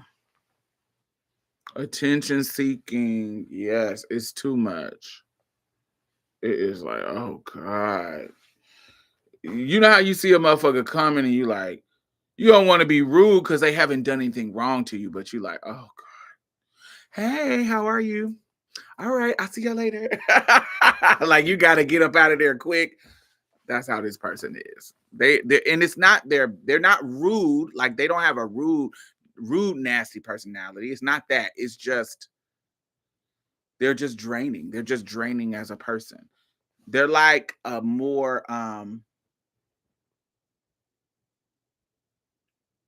I seen this and I thought that this was cute. So, did y'all ever watch Winnie the Pooh? Did y'all ever like watch it? I know y'all probably know who Winnie the Pooh is, but did y'all watch the friendship dynamic of Pooh, Piglet, Rabbit, and Eeyore? So I saw this little I don't know if it was a meme, I don't know what it was, but it said the reason why so you know how Eeyore Christopher Robin and the girls, right? You know how Eeyore in the circle of friends, Eeyore was always sad, like, no, no, no. But they fucked with Eeyore, so yeah, you a downer, but you still coming with us.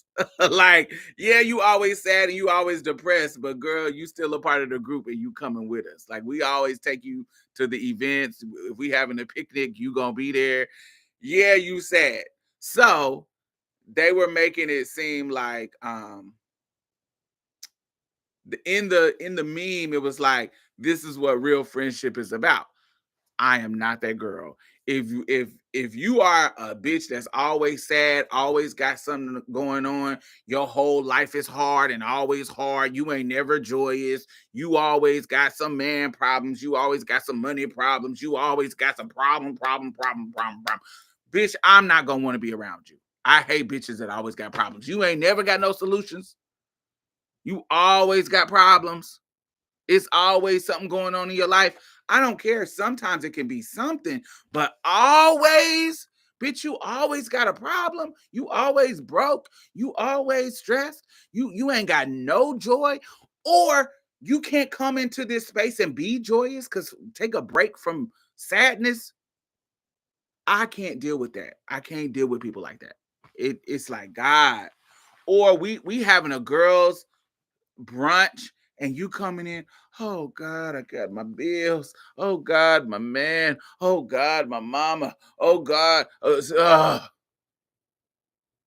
We here to have some fun, lay the burdens down, and kiki with the Judies. You always got a problem, so you can't be the Eeyore in my life. You always sitting down, girl. Stay home. I'm that type of person. And so this person reminds me of that. They're not sad. They're just always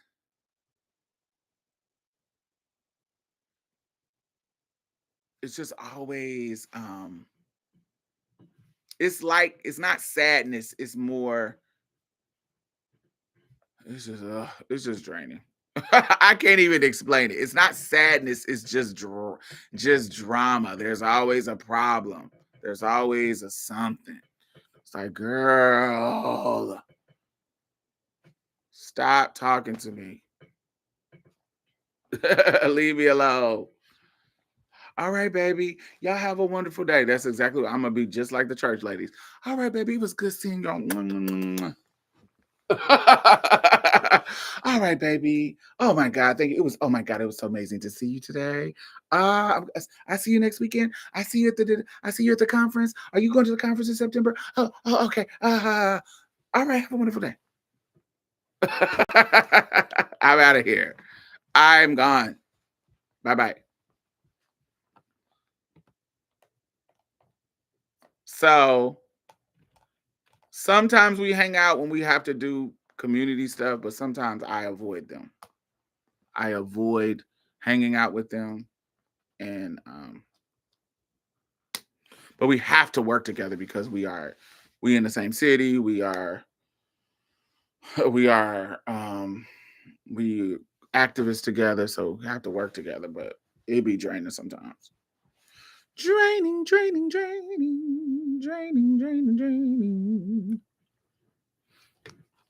Okay, let me scroll up and read. I had a friend for the last 10 years, and more recently, I realized that they think that they are way more conscious than they actually are. Now it's giving dummy, and I just can't. You know what? I don't like people who are surfacely woke. Like there is a Pan African Hotepi type of black person where they not coons. So you got the coons who always is talking hella shit about black people and because they align with whiteness. But you also got the opposite of that where they're so pro black, but they also have a lot of old school anti-black talking points, like a lot of respectability politics. Like you like, oh yeah, like they say shit like, yeah, the welfare cook kicked the black man out of the home. Like that's such a you think you woke, but that's such a old talking point that's actually rooted in white supremacy and wasn't the case.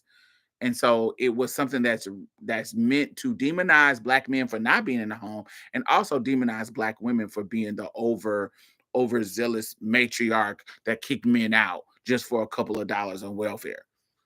That has been debunked and talked about and discussed. So you're not really as woke as you are if you think that that talking point is real. Similar to what was going on the other day in our lives, in one of the lives that we did. I can't remember which one it was, but where people have these talking points about black people that is actually rooted in white supremacy, and you not woke. You're not really woke. You haven't. You're having old school talking points that have been debunked. Like when people talk about alpha males and shit like that. The alpha male, the sci- the the biologist who created that theory in the 60s debunked his own theory in the 90s, and people are still talking about that as if it's science. Like that he debunked his own work in the 90s. That was way back in the 60s, and you motherfuckers is still on this alpha male shit. Shut the fuck up. You is not woke. You is not smart. This is 2025, and you still talking about the alpha male. And then it done transformed into some alpha female shit. Get out of here, fool. Get out of here, clown.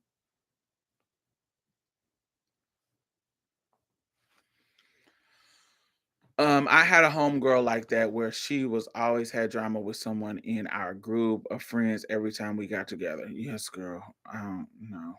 I'm the type of person I need drama free friendships. I don't need them to be perfect, but they need to be drama free. Well communication, we can kind of work it out. I ended a situation ship because we both had big stomachs. Now we both have big stomachs. That is funny. Ah,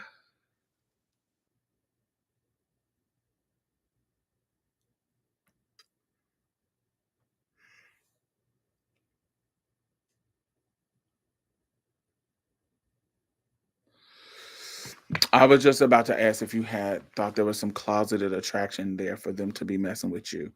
I think that we have to be careful in assuming that because somebody is bullying you, that there has to be some closeted attraction. I know that's not what you're saying, but I'm just this is what the thought that's coming up with that. You don't need to be secretly attracted to a gay person or secretly gay to be a bully. The default in this world is to be homophobic. The default in this world is to be transphobic. So you don't need to be secret gay. Is there some people who are secretly internalized hating themselves? Yes, there's some, but they don't need to be secretly gay. You can be a homophobe and not be gay at all. You can be and I think when we make it seem like straight men are secretly gay, that's actually making it seem like like almost like they're I feel like that's internalized homophobia. Like you making it seem like these secret gay men are the only ones that are not you. I'm just giving an example. These secret gay men who are mad at themselves because they can't be openly gay are the only one that's bullying, and that actually takes the heat off of straight men who are actually bullying too, not because they are secretly gay. They're just bullying because the default of the culture of patriarchy is to be homophobic, and so everybody who is homophobic and treating gay people bad is not secretly gay, secretly attracted to somebody. No, they're just going along with the rule of patriarchy for them to be homophobic. Everybody ain't secretly down low. They just hate gay people because that is the default of our culture. They have to unlearn that. They have to unlearn that it's okay to like gay people because the default of our culture is to not like them because they are other, they are different, they are against nature. Da da da da. So I think it's wrong when people try to assume that just because, like when they say, "Oh, the loudest motherfucker is always gay," that's not true. Sometimes. What Whitney Houston say? Sometimes. That means sometimes. Yes, sometimes, yes. But that doesn't have to be the case. There's plenty of straight heterosexual men who are homophobes. They don't need to be internally gay. I was talking to my homegirl from high school, and I just kind of exposed one of my high school little flings. And she was like, "Yeah, it's always the loudest motherfuckers who is the be undercover and shit." And I was like, "No, it was some of the loudest ones that weren't secretly gay. That's just kind of how it is. That's how the world teaches them to be homophobes." The against nature argument is so tired, very tired, child. But all right, y'all, we have been on here for 4 hours. Make sure y'all thumbs up. Yeah. I will talk to y'all later. It's 1 in the morning. I'm about to go in here and get me something to drink and take my ass to sleep. So I will talk to y'all later. Psychology. What was your major in school? Psychology. First, it was mass communications, and then I switched to psychology. All right. Bye bye.